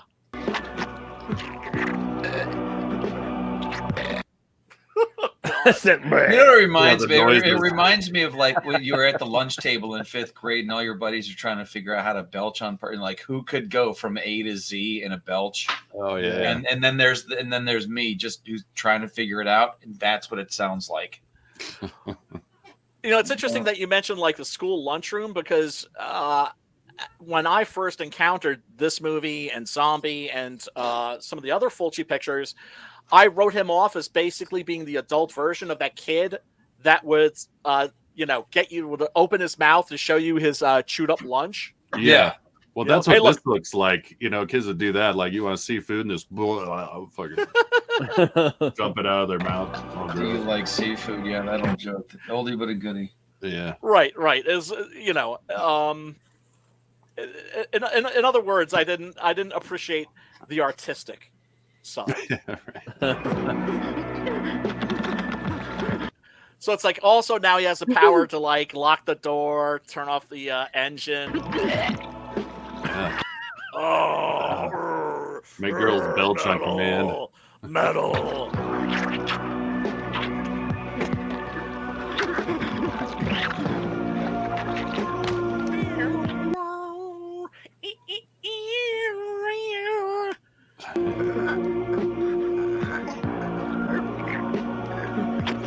Pops is probably freaking out right now. No, you got 11 seconds. 11 seconds. I'm counting.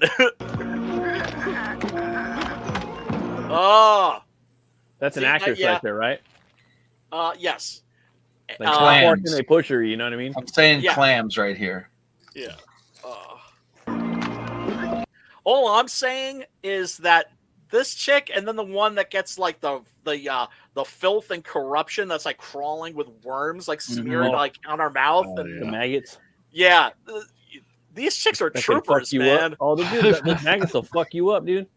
Oh, Yeah, do they, they, like, didn't have eggs to in your show their teeth and tits, shit? but they had to like spit out guts. Matt, to your like biggest fear, that part where you're like saying like buried alive and you can just like feel the worms and stuff crawling through you.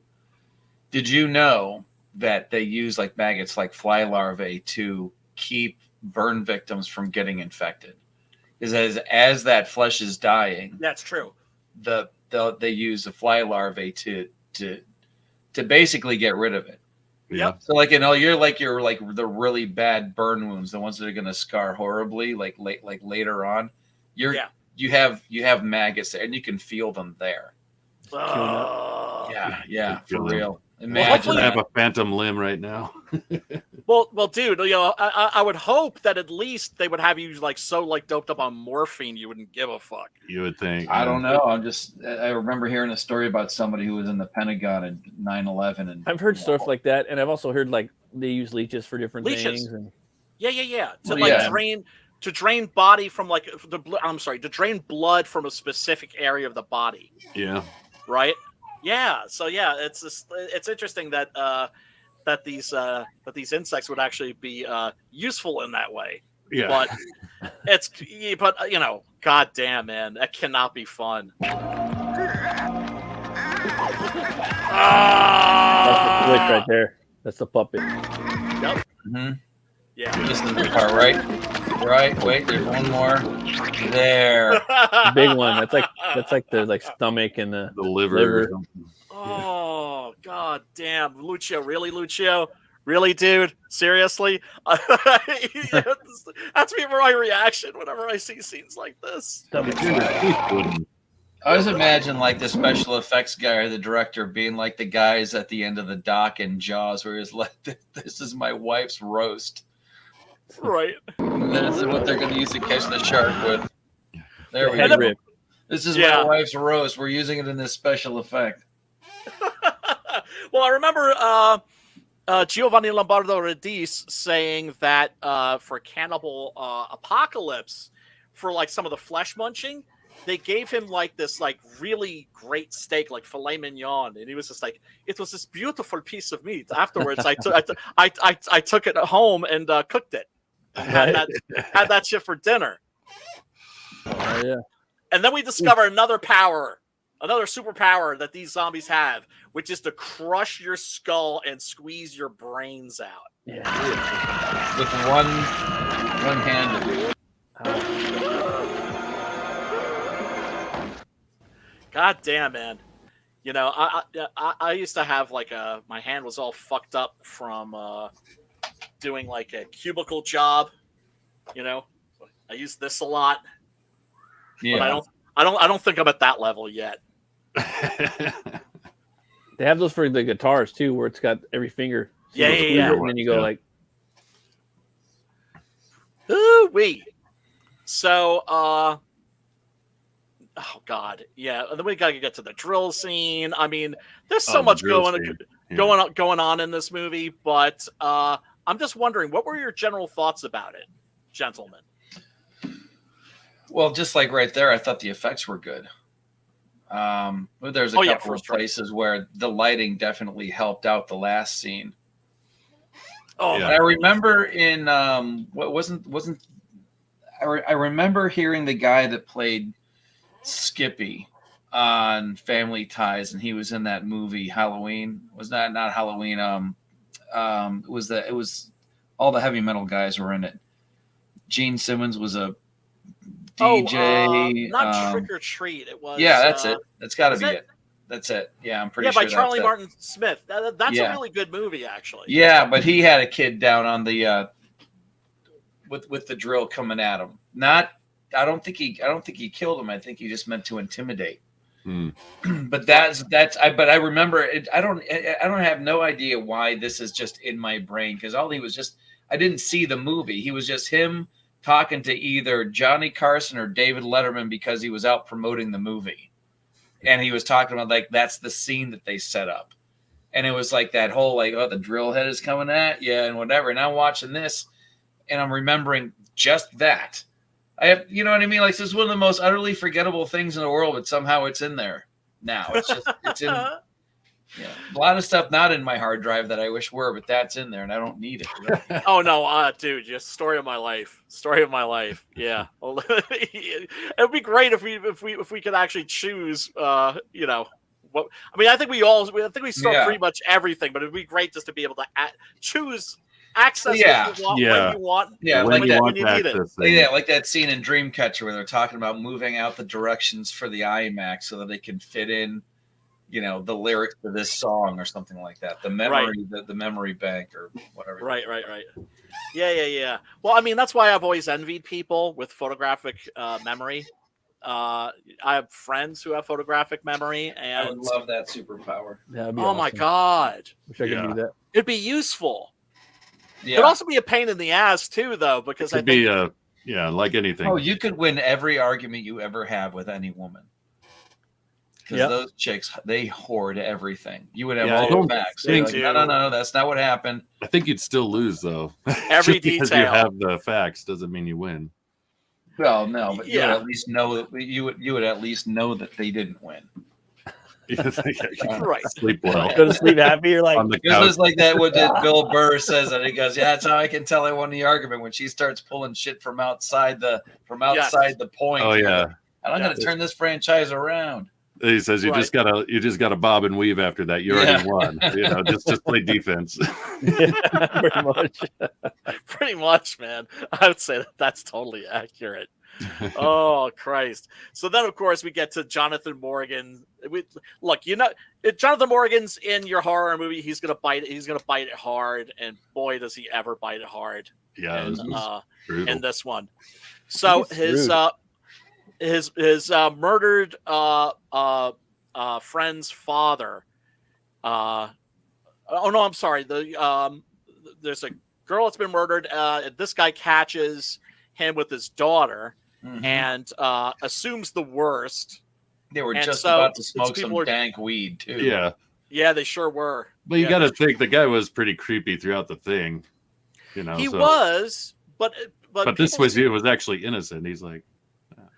Yeah, well, no, I mean, he is creepy, but he also has people that care about him. They're like watching out for him too. Yeah, not her dad though. Not her. You know, He did not care for him at one bit. Definitely not. He didn't care for him. And I have to say, this is a special effect that I really didn't expect to hold up in like high def. And boy, does it ever. Yeah. It really does. It really does. Let me see if I have access to that. I definitely should. There's something wrong with me if I don't. Well, you did ask our thoughts on this movie. Yes, please. It's like genre crossing, because you were talking about the chunk genre or whatever. The chunk blower. Like, yeah, that this one's just like. But this touches on a lot of things, you know. It's got zombies, it's got slasher gore, a lot of great kills. Blow up dolls. Score is amazing. Blow up dolls. Blow up doll. Yeah. Worm infested fetus next to it or whatever, baby. I like I like when the exit wound on the drill is cool. If they could have found a way to get that flesh to twist a little. Yeah. I mean, on the way in at least. Yeah, like with the drill. But it's the same thing always with Fulci. It's the lingering. It's the lingering. You know? It's just he has this, you know, desire to just fucking, you know, I am curious about this. Push your face into it. That's not a prosthetic, is it? I do not believe so. Oh, well, like it's a really his head. Good. Looks pretty natural. Yeah. No, that's his head. So how? Because that drill bit is spinning. I'm trying to figure out how that worked, or did they just? They probably had one on each side. One on each side. Yeah, spinning a different opposite, so that it looked like they were spinning together. I don't know if they synced it up. I don't know. That would be my guess. That is as good a guess as any. Let me see if I can grab that clip really quick, because you know what? Honestly, that's probably gonna now that I think about it. If you're asking, what do I think of this movie? It's moments like that make me go, special effects are way better than I expected, because there's on more than one occasion I had that question in my head, or went back to see how they did that, knowing that they're all practical. Yeah, because it's 80 something, 83. So this would be like kind of really when horror movies started getting their feet as far as practical effects. Yeah, I mean, The Thing was 1982. 82, yeah. And those were just it set a new bar. Blow you away, exactly. But this was it was a couple of occasions there where I was like, wow, that looks pretty good. I got impressed and disgusted. There is yeah, man. There is what and that with the worms flying in. Yeah. Like I mean, that's metal as fuck. Right, and so is the part where they shake themselves off. I'm just thinking about all the legs that could have got laid, eggs that could have got laid on the actors. Oh, I know, it's so gnarly. But it's just like, I love it, because like here are our heroes. And they're trying to figure out how they're going to prevent the gates of hell being thrust open and preventing a teleporting zombie apocalypse. Yeah. And suddenly the windows, just the French doors or whatever, just fucking fly open, and maggots storm. Now that's metal as fuck. So if it's the devil that's doing this, it's like the devil off of like a heavy metal. He was listening to Cannibal Corpse. Yeah, he was. Yes, definitely. First Cannibal Corpse song I ever heard was "Skull Full of Maggots." Skull Full of Maggots. Me too. That's what I thought of. Skull Full of Maggots. Yeah. And what I love too, it's like, you know how Fulci loves his lingering. This goes on like forever. Forever, dude. It's like this. They keep piling up. It's like it's Where'd not you get all bad. the fucking maggots, bro? Like, damn. Dude. They're worms. Yeah. I mean, I'm assuming that they had like some filler. I'm assuming that's not all maggots. Some of it's going to be rice, of course. Yeah. Yeah. Or rice-a-roni. Right, and then for the close-up, it's just like chunks of them. Yeah, they're like glued to the actors' faces. Little groupings of maggots. Yeah. You could see like the adhesive if you look really carefully. Unless that's just meant to be like rotting flesh or something. Right. Yeah, but I mean, while she's in motion, you don't really pick up on it. I don't think. I mean, maybe, Brian, you might. because you're studying these things like the Zapruder footage. Groaning, panting. Yeah. Well, see, there's some Cannibal Corpse lyrics right there on the screen. Yeah, that's where they go. It's like, I don't know. We need to write a new song. What do we do? I don't know. Put on a Lucio Fulci film and turn on the closed caption. Exactly. Maggots squishing, all groaning, panting. Yeah, without a doubt. No, Chris Barnes belting it out. I could see it. Yeah, man. Boy, people really love to bust that guy's balls. Well, he's kind of a joke now. He kind of deserves it. Yeah, he deserves it now. He sucks. There was a time when he was great, though. Oh yeah, well, I mean, like the original Cannibal Corpse record was dope. Oh yeah, well, all the ones he was on, I loved, and then I loved the first 6 Feet Under album. It's the subsequently, or the two first. Haunting, I think it was called, or Haunting. Yeah, the Haunting was amazing, and then the second one, Warpath, was really good too. And then after that, it was pretty bad. Major drop off in quality. Evidently, the guy's got a very high opinion of himself too. Yeah, that's the other thing. Ever since they were featured in Pet Detective. Right. Yeah, well, that was a Corpse Grinder, I think. No, that was Cannibal Corpse. Mm-hmm. Yeah, because Jim Carrey asked for them personally. He was even on like a talk show, I think, like Johnny Carson, or I'm sorry about that, like a Johnny Carson or something like that, or David Letterman, and he was just like, asked about his taste in music. He says, I'm very into this band, very into metal right now. There's this band that like my son turned me on to called Cannibal Corpse. I'll never forget that interview. I think it was Letterman. Yeah. Yeah, I don't remember. Like what? Yeah. Like how the hell does Jim Carrey know who the fuck Cannibal Corpse is? But it turns out, I guess he had a son that was into them and turned him on, and he heard it and was just like rocking out to it. And so there's that great. That's how he asked for them specifically. Yeah, that was not the director's idea. That was not the director's idea. He's so chill, dude. The dude Corpse Grinder. He's not even like. Oh yeah, Corpse Grinder is not a high opinion of himself like Chris Barnes. Corpse Grinder is a much better vocalist too. So I like him more. Yes, I agree. He's definitely superior. Good. I like the evisceration play. Well, I mean, also to me, a large part of that type of metal singing, if you're legible, if I can actually make out the lyrics, and you could still come hard with that demented axe murderer voice, you're the shit. Like Angela Gossow, for instance. I remember hearing her for the first time. Yeah, I remember hearing her for the first time and thinking that was a dude. Yeah, me too. Of course, you don't expect a woman to do that. No, and I was like, holy shit, that's a chick. I mean, to me, she sounds what a werewolf would sound like if a werewolf could sing. She sounds better than most of the dudes that do it. That's how good. Wait.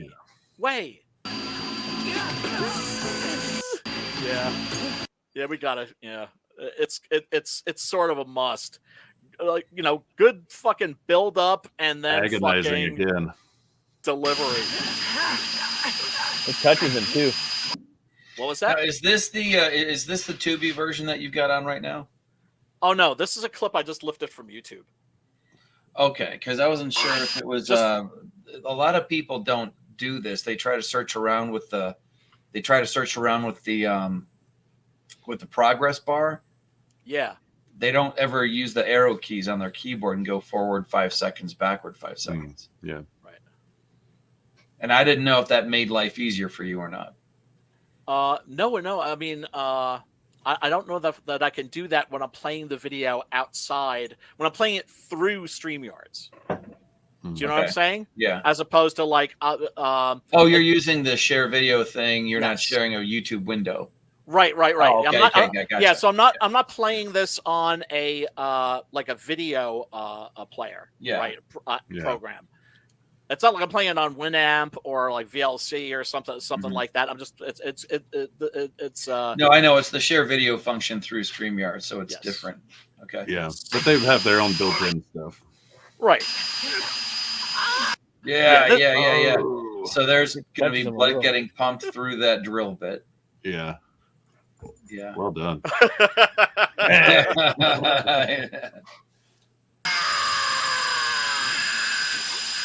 Yeah.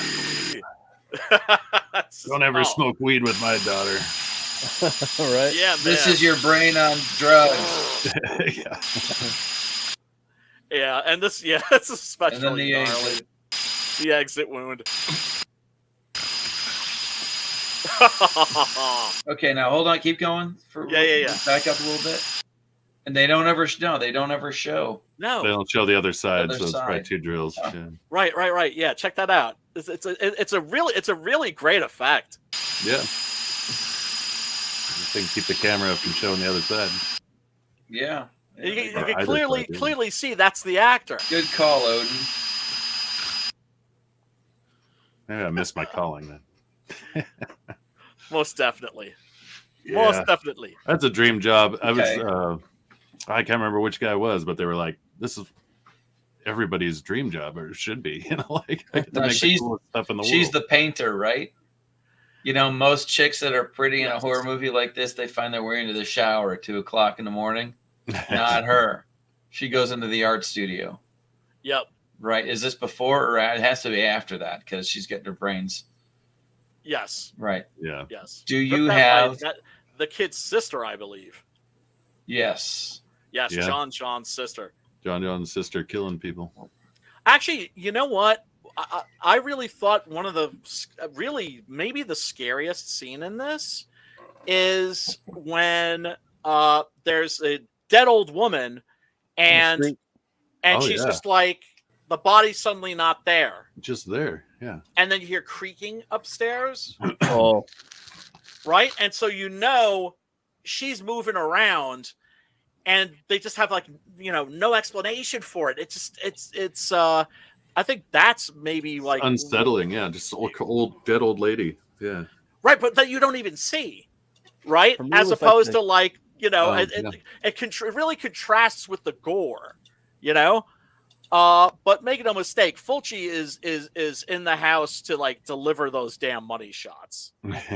for me, it was like when the kid was in the street, like when the smoke's out, right here, Yeah, the scene. and he's yeah. looking around. I kind of that shot, and I kind of put for some reason myself in the kid's shoes. when I Oh, watch yeah, this you're meant movie. to. I don't You're do meant that to. all the time. I mean, that's usually how you pick a woman or a kid in horror to tell your story to scare the audience. Yeah. More vulnerable. Right. But for some reason, I was like, damn, this shit's scary. Oh yeah. In this part. Yeah, and I mean- and there's teleporting demonic zombies for a child. I was just It's like a damn. scary dream for a little kid. There it is. I was like, man, that's Exactly. pretty scary. Exactly. For me, So I that had part weird and ass then- and dreams then like the this coffin. when I was a kid. Yes. Yeah. Yes. Always Yes. running from something in a big mansion or dark That's yeah. castles. And That's Oh, always. is this where are you? We're just then. Where were you? in the that was. movie? Right at the point where I went to John find it. John's, It's Martian Manhunter. He's having the bad dream, right? John Johns. not John John Jones. Johnson. John Johns. Oh man, I'm such a Martian Manhunter stan. I saw a guy at the Chicago convention, C2E2, that had a fucking dope John Jones cosplay. Had to give him mad crazy props because That's dope. that's a character that doesn't get enough love, Yeah, in he my gets- opinion. Yeah, he's kind of Weird. overlooked in the. He's the He's- redheaded stepchild of like the DC. But he looked so cool. And Demon's Yes, pretty and he dope. is I like cool. Dead Man. A Dead Man was a cool one. I like He Demon was a a little lot. later. Oh, Dead Man was fantastic. Yeah. Dead Man was awesome. I love the DC horror, the like monster character. Pretty fun. Yeah, I mean, I prefer like the Marvel Okay. monsters to like the DC supernatural characters. Although DC does have the Swamp Thing. It's like, Yep. you know. But, yeah. Swamp Thing is superior to Man Thing. Okay. Oh yeah, I can, it's not even close. I can find the one part that I'm talking about that I rewound it and I was like, I what in the hell is this woman doing? So like right here, the movie feels like it's turned into Phantasm. Right. A little bit, yeah. Well, it's because of that kid's haircut. Well, but also it's like you're with him. Totally you're with seeing him. it through his point of view. Mhm. Yeah. It's all through the kid's eyes. Yeah. And that is one place where Fulci showed great tenderness in his films. Actually, was when dealing with children. You see that especially in House by the Cemetery. That entire movie is pretty much from the point of view of the little boy. I actually, if I have to pick one movie as what I think is Fulci's best film, I would say it's House by the Cemetery. But this is a good one too. So Michele Soavi, zombie Michele Soavi, just suddenly appears, and then he jumps down. He does like a super leap. Yeah, you could hear Lee Major's noises in the background. Exactly. And then he just lands there and is like, sup. I know, he was half lit. That's a good bag of shit I just got. Like zombie suave, yeah. And I think what brought weight to the scene too is because you know that the baby was murdered in the beginning or whatnot. Yes. It was a dead baby. So like for me, I was like, oh, this kid's done. So for me, it added that extra layer of of terror, you know? Right. And the thing is, it's like, this is Italian horror. And Italian Westerns, which were the trend before this, right? Because it always jumped around. It was, it was peplums, then it was Gothic horror, then it was Westerns, then it was crime films, then it was horror again. And in the Westerns, the Spaghetti West, nobody's fucking safe. They'll murder little kids, they'll murder priests, and nobody is safe in a Spaghetti Western and that universe. So that means now that they're doing horror movies again, the kids aren't safe either. Nobody's safe, yeah. Nobody's safe. Yeah, I mean, this is one of the creepier scenes in the movie. Just also then how his sister is showing up, just staring at him balefully. Luckily, she doesn't have that superpower of making him puke out his guts. And then, of course, and then back at the bar, Giovanni Lamberto Radice, now zombified, has his revenge. What about Bob? Now, this scene I don't think is scary at all, but it's still one of my favorite scenes in the movie. Yeah. Yeah, this is the point where you realize the dead are running amok, like shit has just gotten real. Oh, and this is great too, where they're walking the earth. Yeah. Yes. Because there's no more room in hell. I mean, don't forget, this is post Dawn of the Dead, and Dawn of the Dead was such a gigantic hit in Italy, and of course was actually produced by an Italian, produced by Dario Argento. So it had a added advantage. But I mean, it did. That's what gave it. I think that's what gave it the look that it got, because it was nothing like the first one. Yep. But I love that same weird music too, like in the mall and Goblin. Yeah. Oh, dude, check this. Non sequitur, Matt, bruh. So I have a friend. He has a U-Haul truck. Needs me to drive the U-Haul truck. And I get, because he's moving shit from his mom's house, I get behind the wheels of that thing. I'm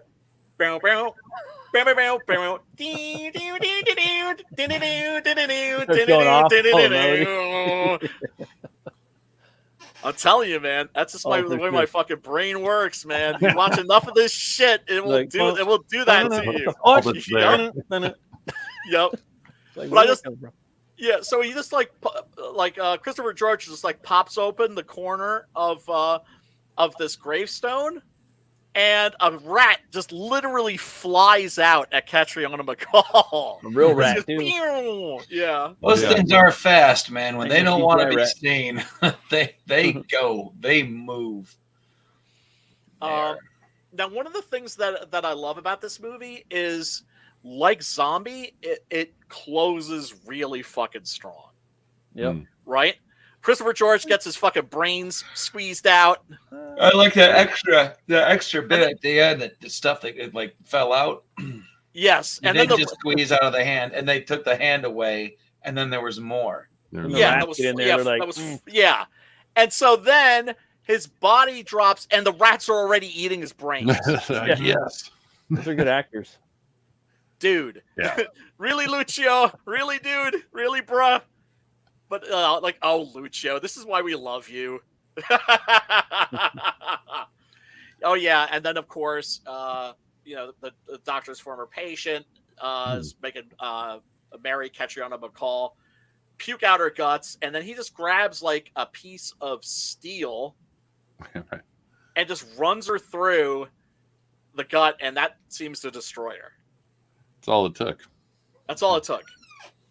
So evidently their weak spot is like the gut as opposed to the guts, which the they don't have. Yeah. Yeah. No, well, because the other zombies aren't eating their guts; they're eating their brains. No, I know, but the guts had been puked up at that point, hadn't they? Not that chick. Not the same. I'm getting too technical. Yeah. Would that work on a hollow zombie? Yeah. Dave. You're looking for continuity, you fool. What are you doing? What are you doing? No, Dave? well, I mean, look. I'm sorry. No, you don't have to apologize. I got something way better than that. I'm waiting for you to share my screen whenever you're done, because I had to go back over this a couple of times and go like, what were they thinking? Why this? No, not me. Oh. Yeah. Okay. I have to ask, did anybody notice what in the hell this woman was painting? A rhino, yeah. A rhino head over a seascape. Okay, like it's a perfectly good, I mean, it looks like a perfectly good oil painting of a beach, and then there's just like this disembodied rhino head. That is really interesting. In the middle of this painting, and it looks like he's trying to fart or shit. Look at I remember the rhino, but I didn't remember the ocean. Look at his eye right here. Yeah. It's almost like he took a seascape and the way his mouth is, it looks like he's in the middle of getting a proctology exam. Like, oh, surprise! What? Decapitated. Exactly, and she's like really thinking about it. You know, she's like, oh yeah. Decided to ruin it. I know, like. We need something really quick, which I don't know. She's an artist. What do we have hanging on the wall? This is a really good beach scene. All right. Paint something on there. These movies were made cheap and on the fly. But they are spending so much time on like that painting is in the shot, the entire shot. That's true. And he's like, somebody stuck a finger. It's a good enough. Yeah, right. The eyeball on the wall, and that's yeah. Cool. So yeah, I was like, that's the one. I was like, wait a minute, wait, what? There's that guy who was buying paintings. That too. Thanks for pointing that out. I missed that. It's because it was just a rhino head. That would be fine, but it's the ocean. Anything I can do to add. There's a guy who was buying paintings at thrift stores of like, you know, just scenery. And then he would paint in monsters like coming over the mountains or coming out of the trees and shit. Oh, that's cool. It was one of the most genius ideas I'd ever seen. It was like, that was brilliant. It's like Bob Ross is like, yeah, so we got the nice mountain range and the happy cabin. tree, happy seascape, happy rhino. He needs a monster, right? He needs a friend. You know, let's give him a friend. Oh my God, that's genius, man. I would love to see those. I saw that. I was like, man, why didn't I think of that? It's like the artistic. It's like the oil painting version of the dude with the heavy metal guitar doing music over Karen screaming into the phone. Yeah. Yes. Oh. There's some genius people out there combining. Yeah, there really are. And that's the great thing about the internet is the fact that now we can find those people. Yeah. They get a platform. and those people can find people that are going to appreciate what they do, no matter how freaking wacky it is. Or even better, not appreciate it to the nth, and then we get to see those people too. Yes. We get a lot of shit talking as well. All of it. Yeah, man, it's the greatest. It's like, better than pro wrestling. The Wild West. That's the way it should be. Yeah, I mean, it's, you know, we're not for much longer. I think we're in the closing days, the dying days of any kind of free expression on the internet. I mean, it's, you know, because I feel like going to Rumble and just doing my shit there and Yeah. seeing if I could get an audience there. But what's going to happen? It's just going to be like a game of whack-a-mole. It's just like they're going to make it so that we can't exist. Constantly Right? switching. Yeah. And so then we'll go to Rumble, and then they'll come for us at Rumble, and then we'll go to Odyssey or some other place. It's a boom, boom, boom. Yeah, 'Cause they're not- but you know what They're not fucking around anymore, man. They're not fucking around anymore. They're taking all of our they're taking our First Amendment rights. The underground always survives, though. I was going to say that there's we'll find a way. What I've found is that the people that fail on social media and the companies that fail are the ones that aren't genuine. I mean, IDW is failing. Disney is failing. You know, these companies that are trying to be something that they're not real. They're posers, and we sniff the posers out, and they don't like it. They can kick and scream, but this is all still kind of a relatively young, in the grand scheme of things, it's a relatively young thing. We've, as a society on social media, are only now getting used to this poker game. Yep. You know what I mean? And I think that's one of the reasons. Changing. Yeah, I think so. I can see the pendulum is kind of swinging back the other way. Well, we all hope. I hopefully, but it not without. Yeah, but there's kicking and screaming. That's usually what do they say? You know, you can you can tell you're effective because they won't stop screaming about how effective you are. Hey, Pops. What's up, What up, Pops? What's going on?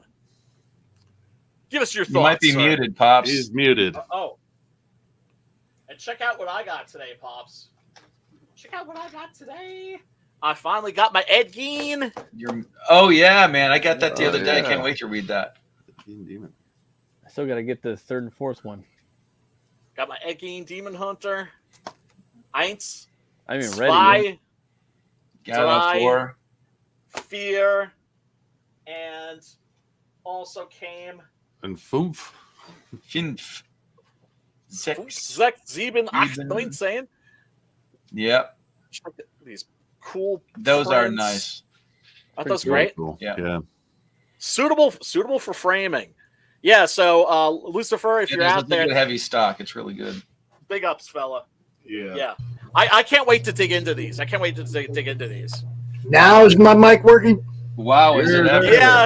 Yeah, and a half. Yes. You might try to turn down your gain. I didn't turn anything up. I just went out and came back in. Is the in your settings is the automatic volume? Yeah, I know how to do it, bro. Yeah. Hey, I didn't mean to throw shade Easy, at you. Pops. Easy. Come on now.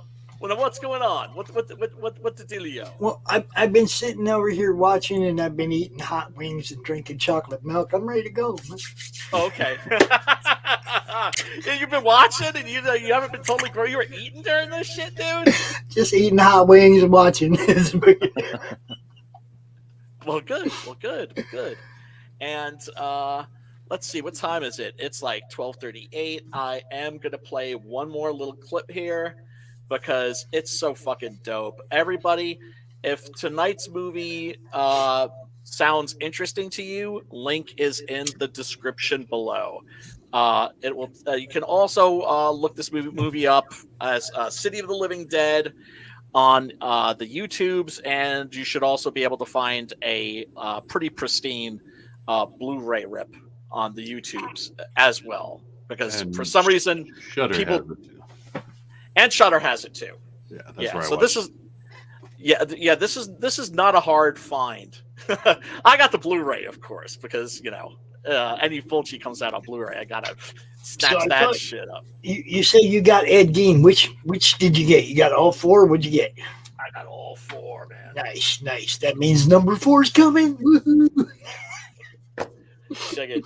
Yeah. I mean, really, I had like no interest in this book when you were telling me about it, and then I saw the art and talking to Lucifer, I was just like sold. Yeah. Absolutely sold. Yeah. When the creator is describing the concept, it gives it a little bit of an extra Right, because you just hear the title, and it's just like, oh, it's like Abe Lincoln, Vampire Hunter, blah blah blah blah. Everybody thinks it's a serial killer book. Right. Well, it's just another book about Ed Gein, but it's really nothing to do with Ed Gein before he died. Right. So take it as you will. It's right. Where else? It's a redemption story, if I remember correct, right? Kind of, yeah. That's Wasn't that what he was pitching it? He's really well spoken, so it also helps sell the book. Yeah, he is. Yeah, he is. Well, Lucifer can make anything sound good. Right. Exactly. I love that dude. He's good people. Yeah, he's very cool. He's he definitely got to have him on again sometime.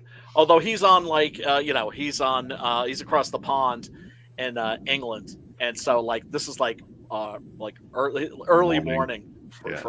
Him and Nick are doing a show now together. Are they? Yeah. Awesome. Yeah. Very cool. I look forward to that. Is that on the Madness? No, not yet. It will be, I'm sure. But okay.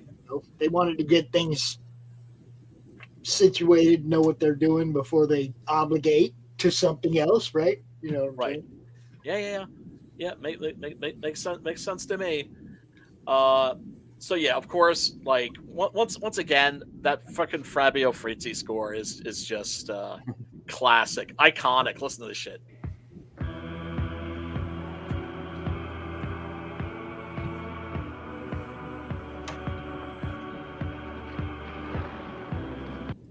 And I think most of you would agree this is like a pretty strong climax. Yeah, as far as the gore and the special effects and stuff, for sure. And it does put a bow on things. Yeah, it's foreboding. It's a little bit faster paced. A little bit like the music is moving. Like I want the characters to be moving faster than they are because of the tempo of the music. Right. They should be jogging through games looking for stuff.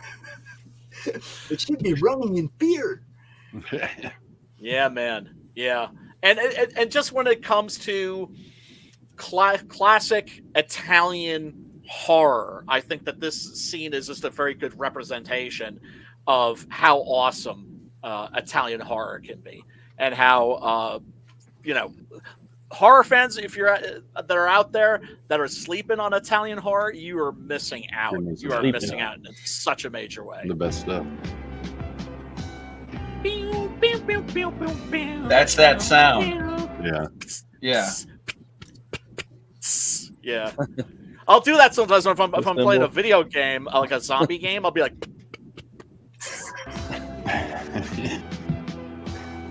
snare.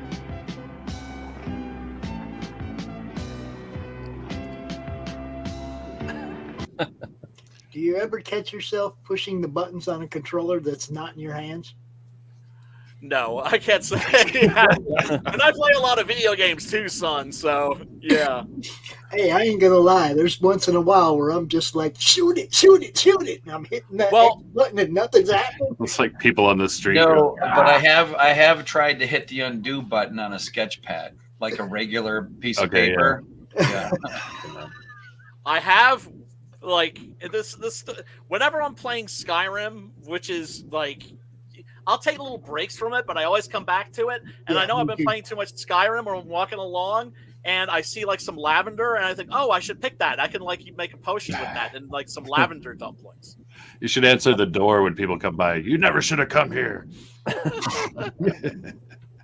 Oh my god, that's the best video game ever, man. I really like the extreme lighting. I'm still worried about the arrow I took to the knee. I'm just saying. Yeah, the arrow to the. I used to be an adventurer like you.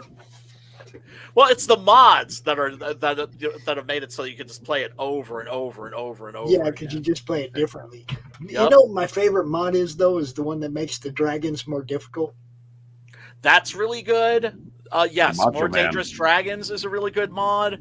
There are a bunch I use. Dragons ain't supposed to be easy. Where a couple of the Macho Man dragon. That's funny as shit. Oh yeah. Oh yeah. Yeah, the selling points of the game originally when it was marketed is that you could mod easy it. To mod, yeah. Well, being able to mod it is built into the game. I've never played it. Well, it's not built into the game so much as it's made accessible. Okay. Right. Yeah. Where they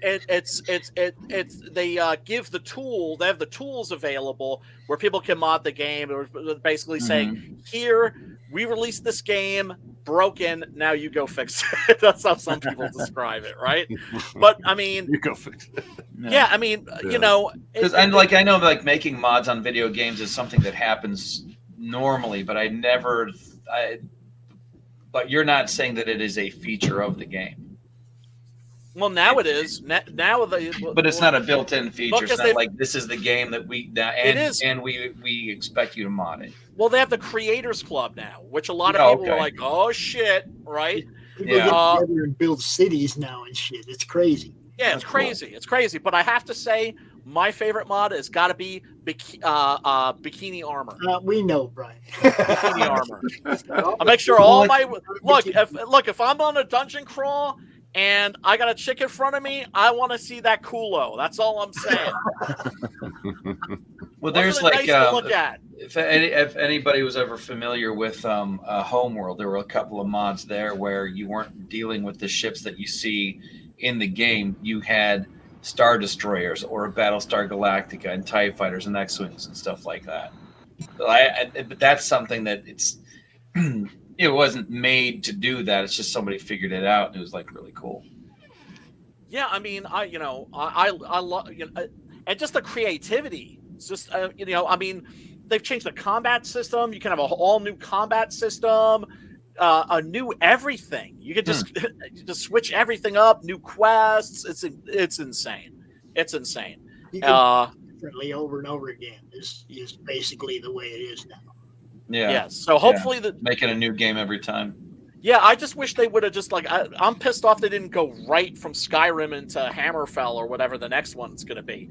They made us wait like fucking over 10 years for that shit. Yeah. And then there's Skyblivion, which is going to be a mod that basically turns Skyrim into basically makes Oblivion like next generation. So it's like they're just redoing that entire game with the Skyrim engine. Okay, well that'd be better. So I think they've got like a Christmas release on that. We'll see.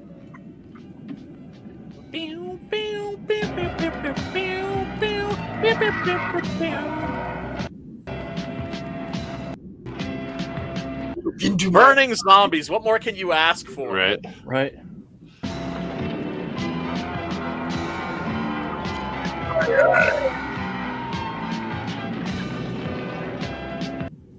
Hell yeah. Down goes Frasier. Now we got to talk about the very end, because it's kind of whack. If you've seen the movie, you know what I'm talking about. Yeah. I do. If it seems, I do, but I don't. I don't know what he's talking about. They lost. It ends with John. He's running towards them, and they're like, "No!" Like something's wrong, right? And then the scream. It just freeze frames on John, and the screen cracks, and the end. Yeah. Yeah. That's so weird. Yeah, if that seems like a lame ending, it's because they lost the ending. Oh, really? They shot the ending and lost it, lost the negative. Oh, wow. And just had to end it like this. So they were trying to do a Body Snatchers deal. Oh, shit. Kinda. At the end, and then, well, that makes sense. Now that makes sense. It'll be artistic if we just end it like that. Yeah. It made more sense if they'd have wrote a sequel based on this ending. Yeah. Yeah. It would have made more sense. Since they screwed up the ending, they should at least give us another movie, right? Right. Oh, absolutely. Yeah. But some of this concept art or film art, man. Oh yeah, the poster art on this is great. I knew that I was going. Is that Indian? I think so. It might be like Siamese or something. Like Hindi or Thai, maybe. But that's a dope poster. That's a cool one. Yeah, There's a bunch of. Okay, these are. I think these are lobby cards. Those are lobby cards. Yeah. Some video box art. Still the maggot bukkake. Maggot bukkake. Yeah, it's pretty gnarly. Let's see. This is the French poster. And this is Spanish. Poster de France. And that's a good one too. Wow, this one's busy. This one's got a lot of shit going on. You don't even need to see the movie after this. Yeah, it tells you it's everything. all right there. See if it got the maggot bukkake. You're telling them everything. Just redo that. You got the drill in the head. Spoilers.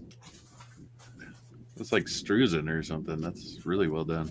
Yeah. From the bowels of the earth, they came to collect the living and then puke up their own bowels. Yes. And you can see the X certificate there. That identifies this as British. It's an English poster. Is that their version of R, or is that what they rated it? Like it's the same X as ours? No, it's like an R. Okay. Right. That's a pretty good one. Yeah, those are just stills, but yeah. I like how they worked that shot of Catriona McCall screaming through the hole in the coffin. Yeah. Well, you have no idea what that is if you're just looking at the poster. You're like, right. What the heck? That's pretty tasty. Yeah. I dig that. This is one of the modern ones. Yeah, that looks like digital art.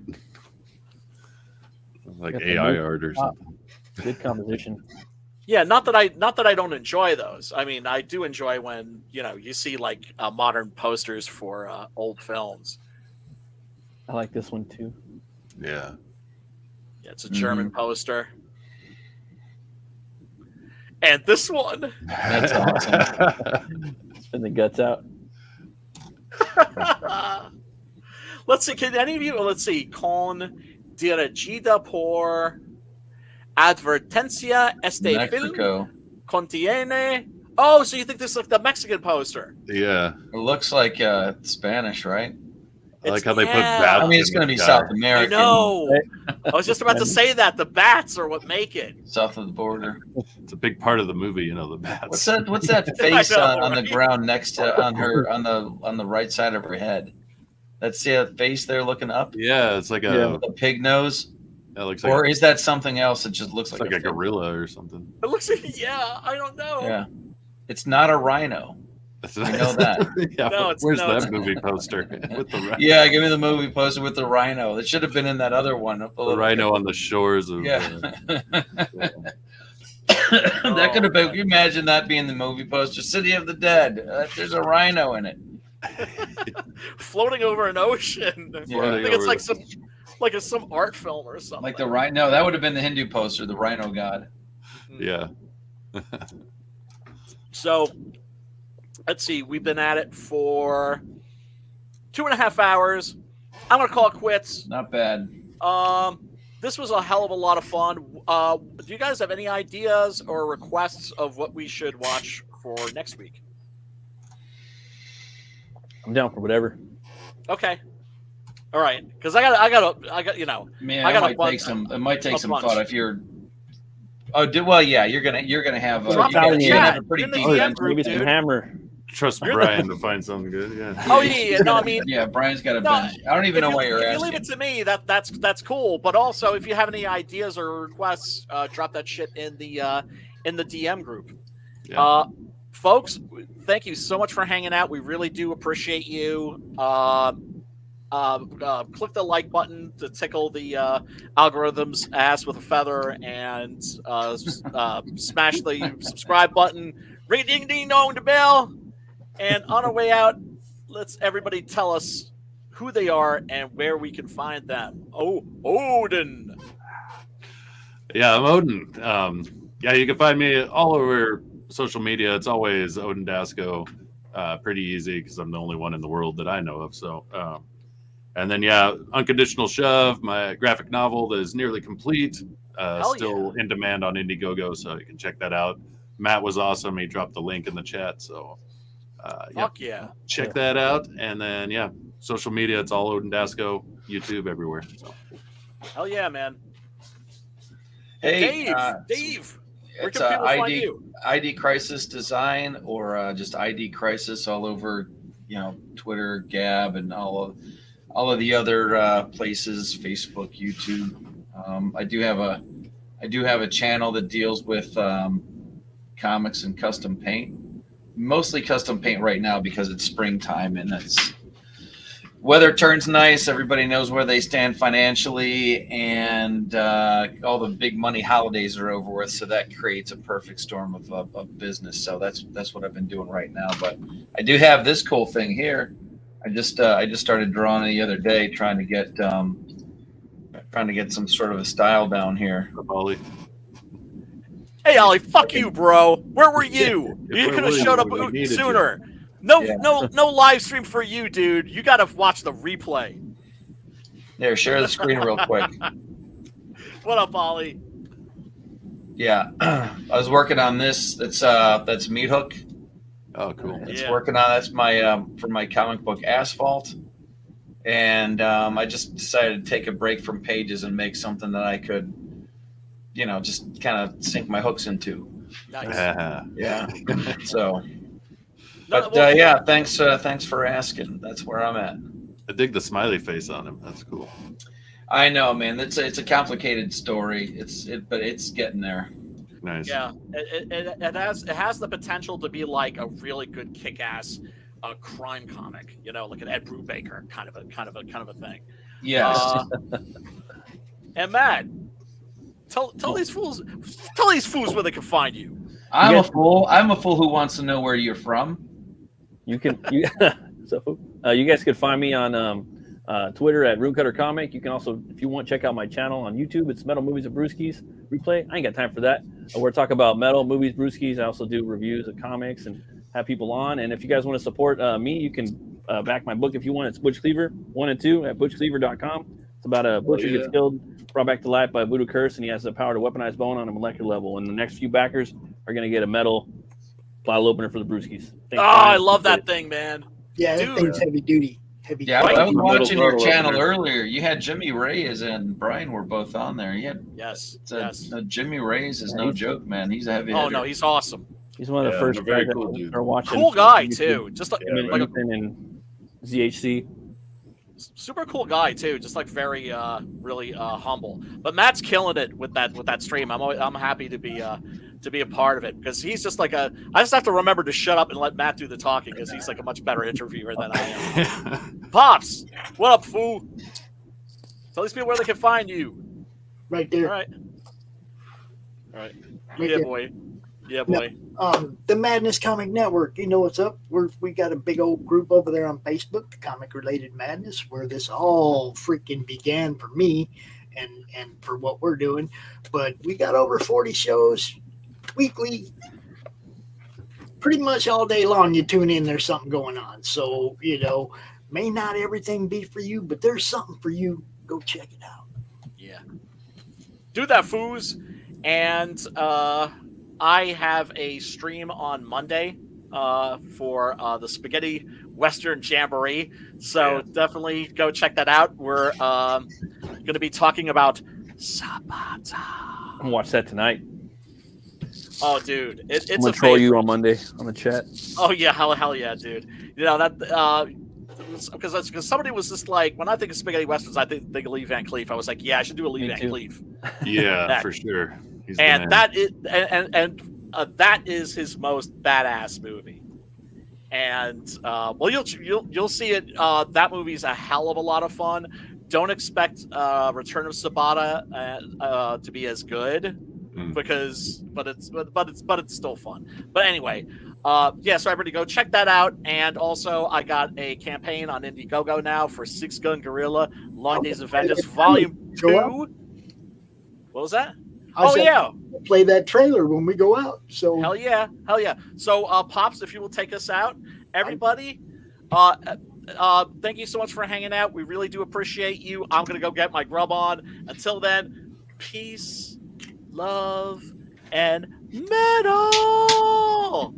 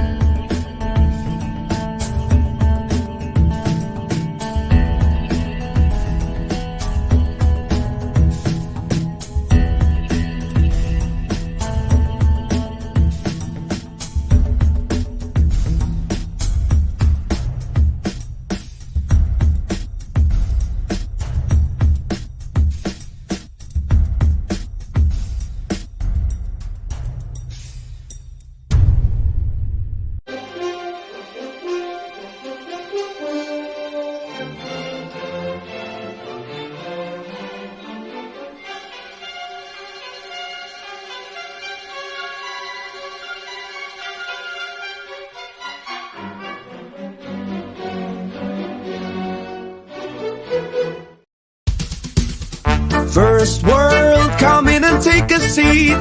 Pay us no attention, it's all conspiracy. We have satire and parody, some funny, some perverse. If none of it's offensive to you, you'd be the first.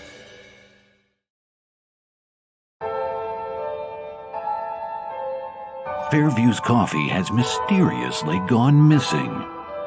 Mayhem ensues when strange, coffee-craving zombies plague the city. Detective Mickey Potatoes, an overworked public servant, uncovers why ordinary citizens are losing their minds and how to stop the coffee apocalypse. But it involves the mafia. And when you're dealing with mafia crime families, nothing is ever easy. The mafia controls everything in the city, including the police, including him. If he breaks the mafia, they will break him.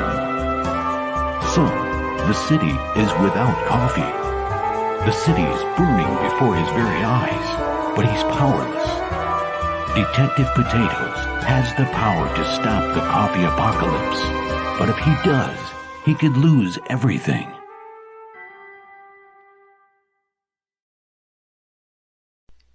The doctor is in, baby. This is Doc Blalock, and you're watching the Madness Comic Network.